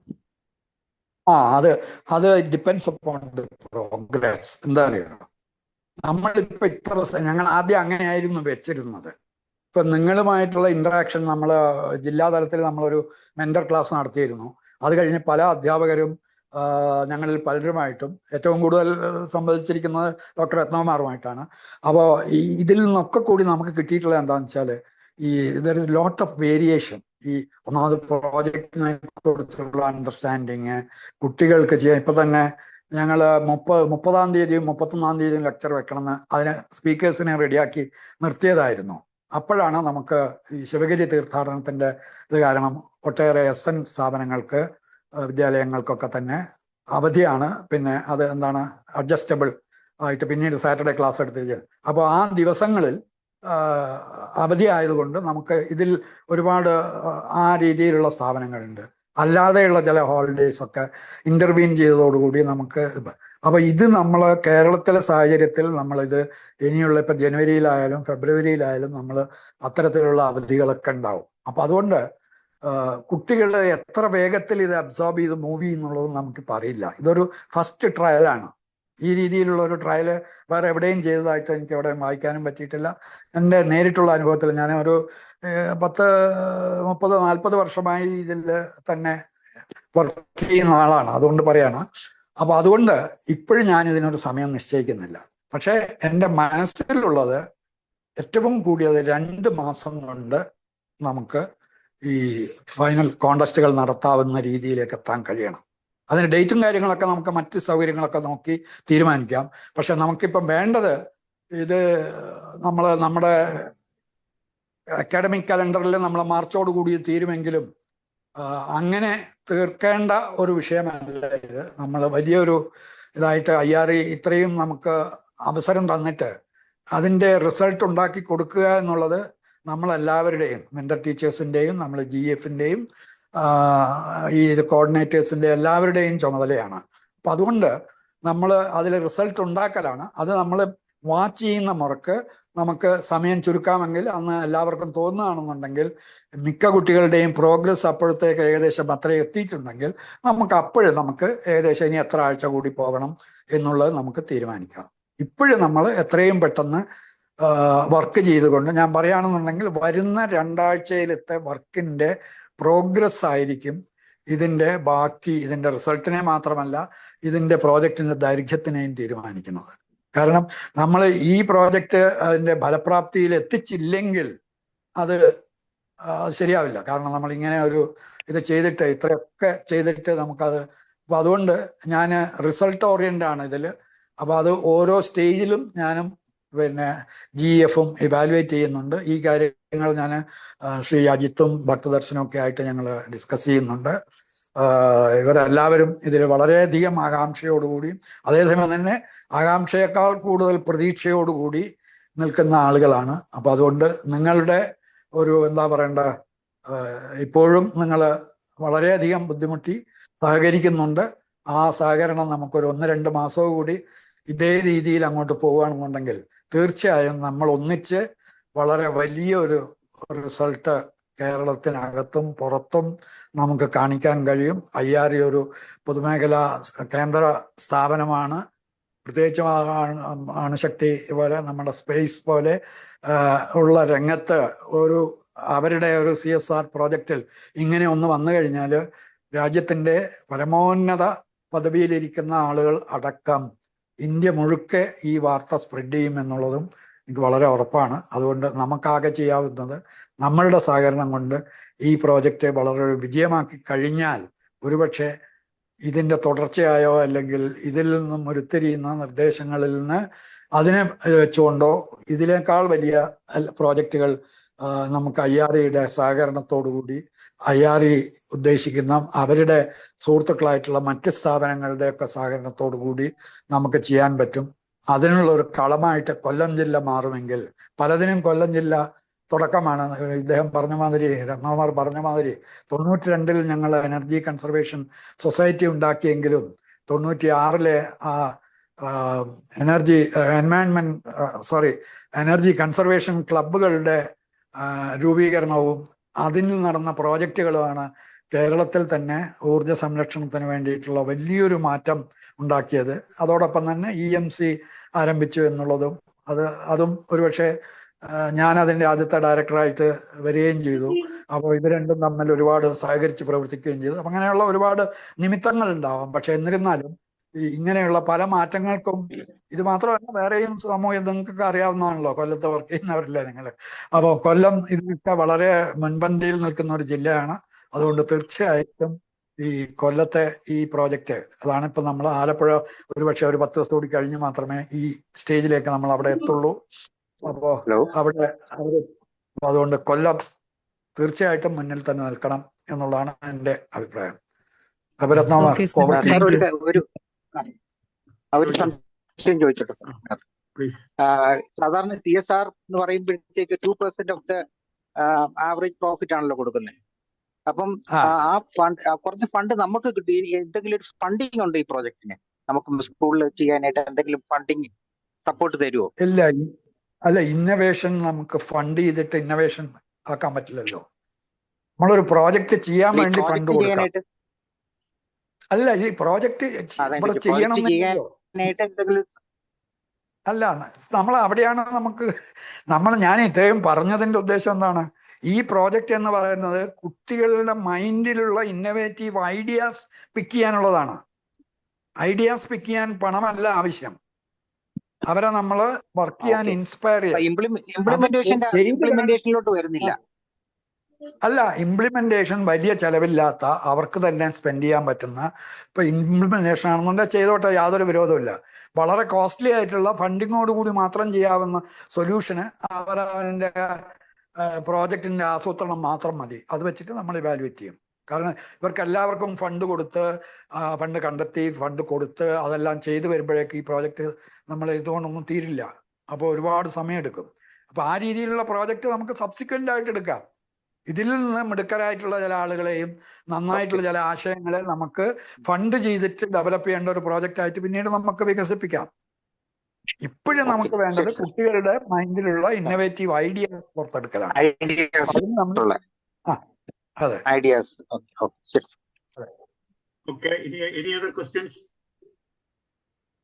ഇതിനകത്ത് കേറാൻ പറ്റുന്നില്ലല്ലോ, കാണുന്നില്ല.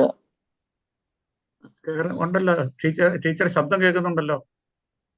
എനിക്ക് ഇത് കാണുന്നില്ല സാർ. പിന്നെ ഞാൻ നൂർനിസ ബീഗം, എനർജി കൺസർവേഷൻ പ്രോജക്റ്റിന്റെ മത്സരത്തിൽ എന്റെ കുട്ടി പങ്കെടുത്തിരുന്നു. സ്റ്റേറ്റ് ഫസ്റ്റ് കിട്ടിയിട്ടുണ്ട്.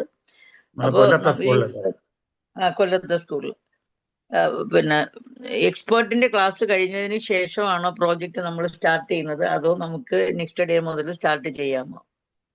സ്റ്റാർട്ട് ചെയ്യാം നെക്സ്റ്റ് ഡേ. അവരുടേത് നമ്മുടെ ആ പോക്കിൽ നമുക്കുണ്ടാവുന്ന ചില ബുദ്ധിമുട്ടുകളൊക്കെ മാറ്റാൻ വേണ്ടിയുള്ള ചില ഉപദേശങ്ങൾ പോലെയുള്ള ചില സംഗതികൾ. അതായത് ചില അവരുടെ അനുഭവം പറയുമ്പോൾ നമുക്ക് അതിൽ നിന്നൊരു പാഠം കിട്ടുമല്ലോ. അതെടുത്ത് നമ്മുടെ ആ പ്രോജക്റ്റ് ഒന്നുകൂടി നമുക്ക് റിഫൈൻ ചെയ്യാം. ഞാൻ പറഞ്ഞല്ലോ, 2 ആഴ്ചക്കാലത്തിനകം നമ്മൾ പ്രോജക്റ്റ് ഷേപ്പ് ചെയ്തിരിക്കണം. അതിൻ്റെ ഇടയിലാണ് നമുക്ക് ഈ ടോക്ക് കിട്ടുന്നത്. അപ്പോൾ ആ ഷേപ്പ് ചെയ്യുന്ന മുറയ്ക്ക് ഇപ്പം അത് കിട്ടുന്നത്, അത് കഴിയുന്നവരെ നമ്മൾ വെയിറ്റ് ചെയ്താൽ പിന്നെയും നമ്മൾ നീണ്ടുപോവുകയുള്ളൂ. അതുകൊണ്ട് നാളെ മുതൽക്ക് തന്നെ നിങ്ങൾക്ക് പ്രോജക്റ്റ് ഐഡന്റിഫൈ ചെയ്യാൻ കുട്ടികളെ വിളിച്ച് ഒരു മീറ്റിംഗ് വിളിച്ച് അവരോട് ഇപ്പം കേട്ട കാര്യങ്ങളെല്ലാം ഒരുവിധം ചുരുക്കത്തിൽ അവർക്ക് പറഞ്ഞു കൊടുത്ത് അവരോട് പ്രോബ്ലംസ് കണ്ടെത്താൻ പറയാം. കണ്ടെത്തി കൊണ്ടുവന്നു കഴിഞ്ഞാൽ വിത്തിൻ 2 or 3 days നിങ്ങൾ കൂടെ ഇരുന്ന് അവരോട് അതിനെ ഒരു പ്രോജക്റ്റ് ടൈറ്റിലാക്കാൻ പറയാം. അപ്പൊ അതിനൊരു ലക്ഷ്യമൊക്കെ ഉണ്ടാവുമല്ലോ, അതിനൊരു objective.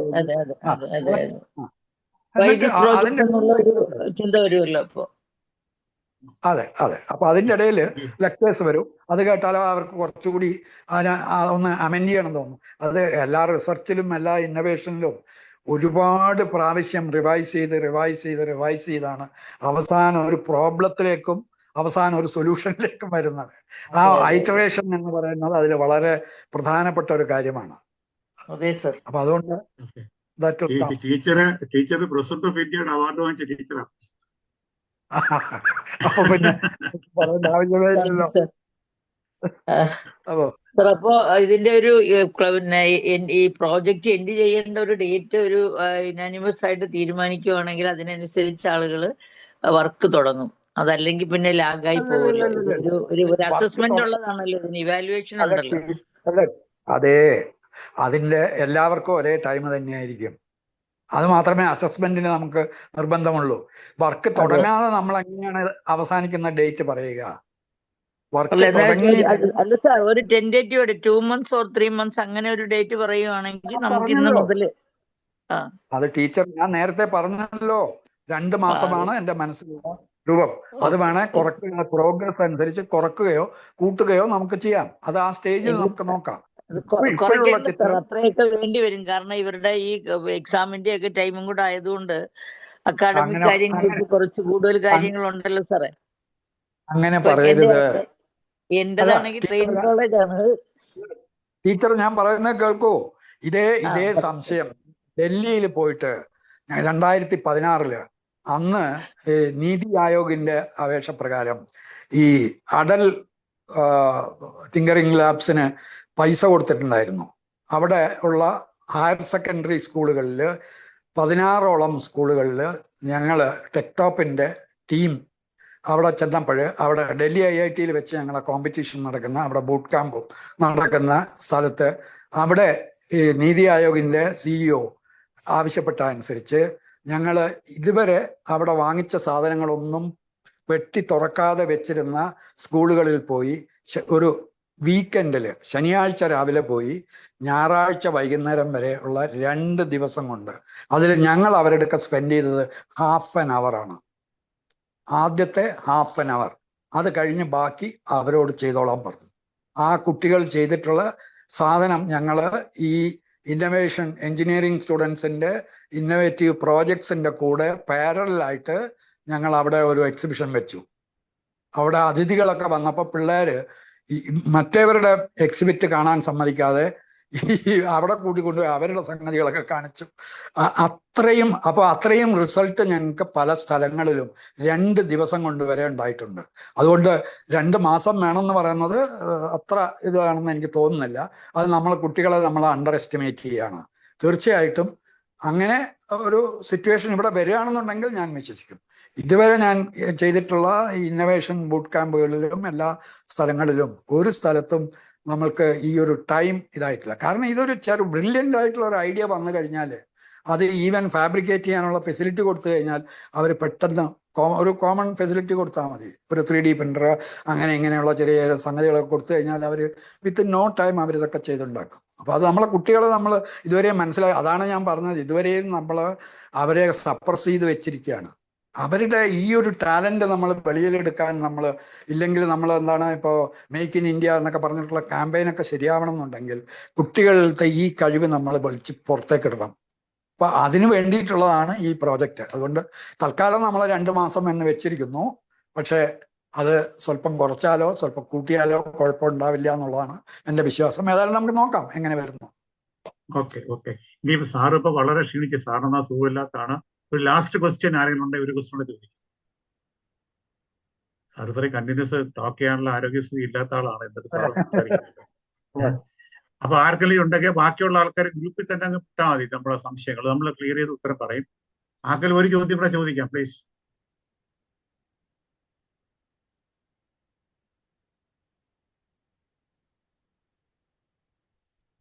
Any more questions? Okay. BTVയെ വിളിക്കോ. അതിനിടയ്ക്ക് നമ്മള് IRE പ്രോജക്റ്റായിട്ട് നമ്മളെ ഏറ്റവും കൂടുതൽ സപ്പോർട്ട് ചെയ്യുന്ന ഭക്തദർശനാണ്. തുടക്കം മുതൽ അദ്ദേഹമാണ് ഡീൽ ചെയ്യുന്നത്. അദ്ദേഹം ഒരു 2 വാക്കി സംസാരിക്കണം. പ്ലീസ്. നമസ്കാരം സാർ. നമസ്കാരം സാറേ. ഇത് ഞാൻ കൂടുതൽ ദീർഘിപ്പിക്കുന്നില്ല. എല്ലാവർക്കും നമസ്കാരം. ഇതൊരു വലിയൊരു സംഭവമാണ്. കാരണം ഞങ്ങൾക്ക് ഇത് ഇത്രയൊക്കെ ആയി, ഈ തൊട്ടടുത്ത് വെച്ച് ഇതൊക്കെ ഈ നമ്മുടെ രത്നകുമാർ സാർ ഒരുപാട് സ്കൂളുകളിലൊക്കെ കോണ്ടാക്ട് ചെയ്ത് മെന്റർ ടീച്ചർമാരെയൊക്കെ അറേഞ്ച് ചെയ്തപ്പോഴൊക്കെയും ഞങ്ങൾക്ക് ചില ആശങ്കകൾ ഉണ്ടായിരുന്നു. പക്ഷെ ഇപ്പൊ ഇന്നത്തെ ഈ ഫസ്റ്റ് സെഷൻ കഴിഞ്ഞപ്പോൾ, ദാമോദരൻ സാറിന്റെ ഈ സെഷൻ കഴിഞ്ഞപ്പോൾ നമുക്ക് ഉറപ്പായി മിനിമം ഒരു 300 ഐഡിയ എങ്കിലും നമുക്ക് വരും. അതൊരു വലിയൊരു അച്ചീവ്മെന്റ്. സാർ നേരത്തെ പറഞ്ഞ ഒരു ഇന്റർനാഷണൽ ലെവലിൽ തന്നെ നമുക്കതൊരു വലിയൊരു സംഭവമാക്കി നമ്മുടെ കൊല്ലം ജില്ലയിൽ ഈ ഒരു പ്രോജക്റ്റ് നമുക്ക് എടുക്കാൻ പറ്റുമെന്ന് തന്നെയാണ് ഞങ്ങളുടെ ഒരു വിശ്വാസം. അപ്പോൾ എല്ലാവർക്കും എല്ലാ ഭാഗങ്ങളും നേരുന്നു. ഇത് നല്ല രീതിയിൽ മുന്നോട്ട് പോകാൻ സാധിക്കട്ടെ എന്ന് എല്ലാ ഇന്റർ ടീച്ചേഴ്സിനോടും എല്ലാവർക്കും ജഗദീശ്വരൻ അനുഗ്രഹിക്കട്ടെ എന്ന് പ്രാർത്ഥിച്ചുകൊണ്ട് ഞാൻ നിർത്തുന്നു. Thank you sir. ആലപ്പുഴയുടെ ജില്ലാ കോർഡിനേറ്റർ ശ്രീ മധുകൃഷ്ണൻ ഉണ്ടായിരുന്നു. ഒന്ന് തല കാണിച്ച മധുകൃഷ്ണൻ.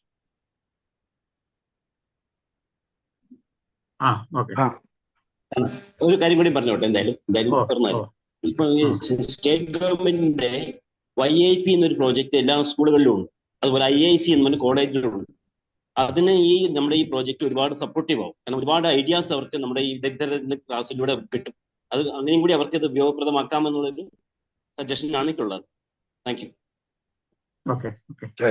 സോ ഇനി ആർക്കെങ്കിലും സംസാരിക്കാനുണ്ടോ? ക്ലോസ് ചെയ്യാൻ പോവാണ്. Last chance. ബാക്കി നിങ്ങൾക്ക് എന്ത് സംശയം ഉണ്ടെങ്കിലും നമ്മൾ ആ ഗ്രൂപ്പിൽ പോസ്റ്റ് ചെയ്താൽ മതി. ഞാൻ ദാമോദരൻ സാർ അതിന് ആൻസർ ചെയ്യും. ക്ഷമിക്കേണ്ട. അപ്പൊ വോട്ട് ഓഫ് താങ്ക്സ് പറയുന്നതിന് വേണ്ടി ഗ്രീൻ എനർജി ഫോറത്തിന്റെ സെക്രട്ടറി ശ്രീ VTV മോഹൻ ക്ഷണിക്കുന്നു. പ്ലീസ്. പ്രിയമുള്ളവരെ, സാറെ കേൾക്കാവോ? പ്രിയമുള്ളവരെ, എല്ലാവർക്കും നമസ്കാരം. ഞാൻ VTV മോഹനൻ, റിട്ടയർഡ് അധ്യാപകനാണ്, കണ്ണൂർ ജില്ലയിലാണ്. 96 മുതൽ ഊർജ്ജ സംരക്ഷണ പ്രവർത്തനവുമായി ബന്ധപ്പെട്ട് സംസ്ഥാനത്ത് പ്രവർത്തിക്കുന്നു, EMCയുടെ ഡിസ്ട്രിക്ട് കോർഡിനേറ്ററൊക്കെ ആയിട്ട്. അന്നു മുതലുള്ള സൗഹൃദമാണ്. ബഹുമാന്യനായ ദാമോദർ സാറ്, അതുപോലെ ലംബ സാറ്, അതുപോലെ രത്നകുമാർ സാറ്, ഇവരൊക്കെ അന്നു മുതലുള്ള സൗഹൃദമാണ്. ആ സൗഹൃദം തുടർന്നും റിട്ടയർമെന്റിന് ശേഷവും ഈ മേഖലയിൽ പ്രവർത്തിക്കുന്നതിന് ഒരു ഊർജം നൽകിയിരിക്കും. ഇനി ഞാൻ എൻ്റെ കർത്തവ്യത്തിലേക്ക് കിടക്കാം. ഗ്രീൻ എനർജി ഫോറത്തെ സംബന്ധിച്ചിടത്തോളം ഏറ്റവും അഭിമാനകരമായ ഒരു പ്രോജക്റ്റാണ് നമ്മൾ ഏറ്റെടുത്ത് നടത്തുന്നത്. കൊല്ലം ജില്ലയിലെ ഏകദേശം 82ഓളം സ്കൂളുകളാണ് ഈ പ്രോജക്റ്റുമായി ബന്ധപ്പെട്ട് സ്കൂളുകളും കോളേജുകളുമാണ് IREL പ്രോജക്റ്റുമായി ബന്ധപ്പെട്ട് പ്രവർത്തിക്കുന്നത്. അതിന് തയ്യാറെടുത്ത് ഇന്നത്തെ ഈ യോഗത്തിൽ വന്നിരിക്കുന്നത്. നമ്മുടെ വൈസ് പ്രസിഡന്റ്, അതായത് ഗ്രീൻ എനർജി ഫോറത്തിന്റെ വൈസ് പ്രസിഡന്റ് ആയ പ്രൊഫസർ ലംബ സാറാണ് ഈ ഗൂഗിൾ മീറ്റിന് സ്വാഗതം ആശംസിച്ചത്. ലംബ സാറിനെ ഞാൻ വളരെ സ്നേഹത്തോടു കൂടി നന്ദി അറിയിക്കുന്നു. നമ്മളെല്ലാവരുടെയും നന്ദി. ഇന്ന് വളരെ ദീർഘനേരം വളരെ വിശദമായി വളരെ അറിവ് തരുന്ന രീതിയിലുള്ള പ്രസംഗം നൽകിയിട്ടുള്ളത് നമ്മുടെ ആരാധ്യനായ ദാമോദർ സാറാണ്. ദാമോദർ സാറെ കുറിച്ച് പറയുമ്പോൾ സർവീസ് കാലത്തിനിടയ്ക്കും അതിനുശേഷവും ഈ പ്രായത്തിലും ഒരു ചെറുപ്പക്കാരനെ പോലെ വളരെ കർമ്മനിരതനായി കേരളത്തിലും ഇന്ത്യയിലും ഇന്ത്യക്ക് വെളിയിലും ശാസ്ത്ര സാങ്കേതിക രംഗത്തും ഊർജ്ജ സംരക്ഷണ പ്രവർത്തന രംഗത്തും നിറഞ്ഞു നിൽക്കുന്ന ഒരു വ്യക്തിത്വമാണ്. അദ്ദേഹമാണ് EMCയുടെ ഡയറക്ടർ അദ്ദേഹം തുടങ്ങിയത്. അതുപോലെ കേരളത്തിലെ ശാസ്ത്ര സാങ്കേതിക രംഗത്തും ഊർജ്ജ സംരക്ഷണ രംഗത്തുമുള്ള നിരവധിയായ NGOs ഒക്കെ തുടക്കം കുറിച്ചത് ദാമോദർ സാറാണ്. ഇന്നും അദ്ദേഹത്തിന്റെ അഡ്വൈസ് ഈ സ്ഥാപനങ്ങൾക്കൊക്കെ ഉണ്ട്. അദ്ദേഹത്തിന്റെ പ്രസംഗത്തിൽ നിന്ന് നമുക്ക് അദ്ദേഹത്തിന്റെ ഈ രംഗത്തുള്ള അറിവും അദ്ദേഹത്തിന്റെ ഈ കർമ്മനിരതയും കുറിച്ച് മനസ്സിലാക്കാൻ പറ്റും. ഞാൻ കൂടുതൽ ദീർഘിപ്പിക്കുന്നില്ല. അദ്ദേഹത്തെ കുറിച്ച് ഒരിക്കലും എത്ര പറഞ്ഞാലും അത്രയധികം ബഹുമാനമുള്ള ഒരു വ്യക്തിത്വമാണ്. അദ്ദേഹത്തിന് ഞാൻ സ്നേഹപൂർവ്വം എല്ലാവർക്കും വേണ്ടി നന്ദി പ്രകാശിപ്പിക്കുന്നു. മറ്റൊന്ന്, ഇതിന്റെ IRELന്റെ സ്പോൺസർ ആയിട്ടുള്ള ശ്രീ NS അജിത് സാറാണ്. അദ്ദേഹത്തിന് ഞാൻ സ്നേഹപൂർവ്വം ഗ്രീൻ എനർജി ഫോറത്തിന്റെ പേരിൽ നന്ദി അറിയിക്കുന്നു. മറ്റൊന്ന്, 96 മുതൽ തന്നെ ഊർജ്ജ സംരക്ഷണ രംഗത്ത് പ്രവർത്തിക്കുന്ന രത്നകുമാർ സാറാണ്. ദാമോദർ സാറോട് ഒന്നിച്ചു തന്നെ ഊർജ്ജ സംരക്ഷണ രംഗത്ത് എനർജി കൺസർവേഷൻ സൊസൈറ്റിയുടെയും അതുപോലെ ഊർജ്ജ സംരക്ഷണ ക്ലബിന്റെയും ഒക്കെ മുഖ്യധാര പ്രവർത്തനം ഏറ്റെടുക്കുന്ന രത്നകുമാർ സാറും ജീവിതത്തിൽ സർവീസിന് ശേഷവും ഈ ഊർജ്ജ സംരക്ഷണ രംഗത്ത് നിറഞ്ഞു നിൽക്കുന്ന ഒരു വ്യക്തിത്വമാണ്. എൻ്റെ വളരെ പ്രിയപ്പെട്ട ഒരു സുഹൃത്താണ്. ഈ ഗ്രീൻ എനർജി ഫോറത്തിന്റെ സെക്രട്ടറിയാണ്.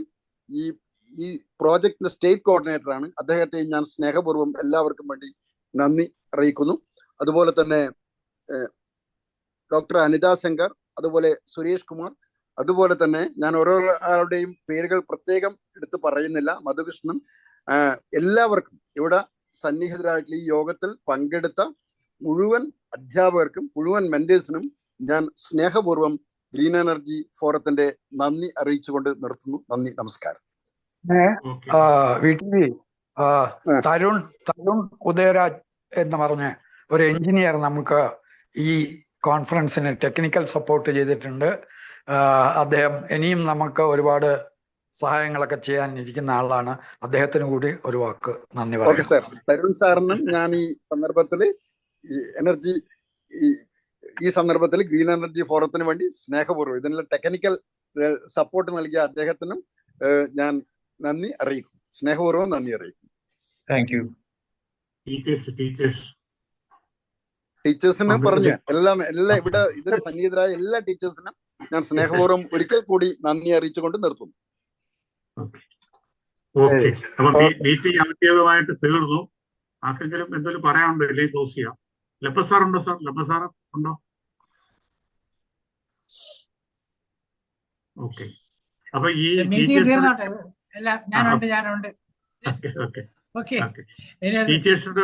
ടീച്ചേഴ്സ് പറയാൻ പ്രത്യേകിച്ചുള്ള നിങ്ങൾ മിക്ക ആൾക്കാരെ ഞാൻ ഏകദേശം ഫോണിൽ ബന്ധപ്പെട്ടിട്ടുള്ളതാണ്. ഇപ്പോഴും ഒരുപാട് ആൾക്കാർ എന്നെ സ്ഥിരമായിട്ട് വിളിക്കുന്നുണ്ട്, മെസ്സേജ് ഇടുന്നുണ്ട്. നിങ്ങൾക്ക് 24 മണിക്കൂർ വിളിക്കാനുള്ള സ്വാതന്ത്ര്യം ഞാൻ തന്നിരിക്കുകയാണ്. തീർച്ചയായിട്ടും എൻ്റെ അടുത്ത് വന്ന ഏത് പ്രശ്നം വന്നിട്ടാലും ഞാൻ അത് പരിഹരിക്കാൻ ശ്രമിക്കും, അല്ലെങ്കിൽ സാറുമായിട്ട് ആലോചിക്കുകയും. എനിക്ക് ആകെ പറയാനുള്ളത്, നിങ്ങൾ ഒരു നല്ല പ്രോജക്റ്റുകൾ നിങ്ങളുടെ കയ്യിൽ നിന്ന് നമ്മൾ പ്രതീക്ഷിക്കുന്നുണ്ട്. തീർച്ചയായിട്ടും ഇത് ഇന്ത്യക്ക് തന്നെ വളരെ മാതൃകാവുന്ന ഒരു ഒരു ഒരു ആശയമാണ് നമ്മളിപ്പോൾ പ്രൊമോട്ട് ചെയ്യുന്നത്. നിങ്ങൾക്ക് അഭിമാനിക്കാം. അതുപോലെ നിങ്ങൾക്ക് നിങ്ങളുടെ കുട്ടികൾക്കും ഒക്കെ എവിടെ പോയി കഴിഞ്ഞാൽ ഏത് ഇന്റർവ്യൂവിന് പോയാലും ഈ വിഷയത്തെക്കുറിച്ച് ചോദിക്കുന്നുള്ള 100%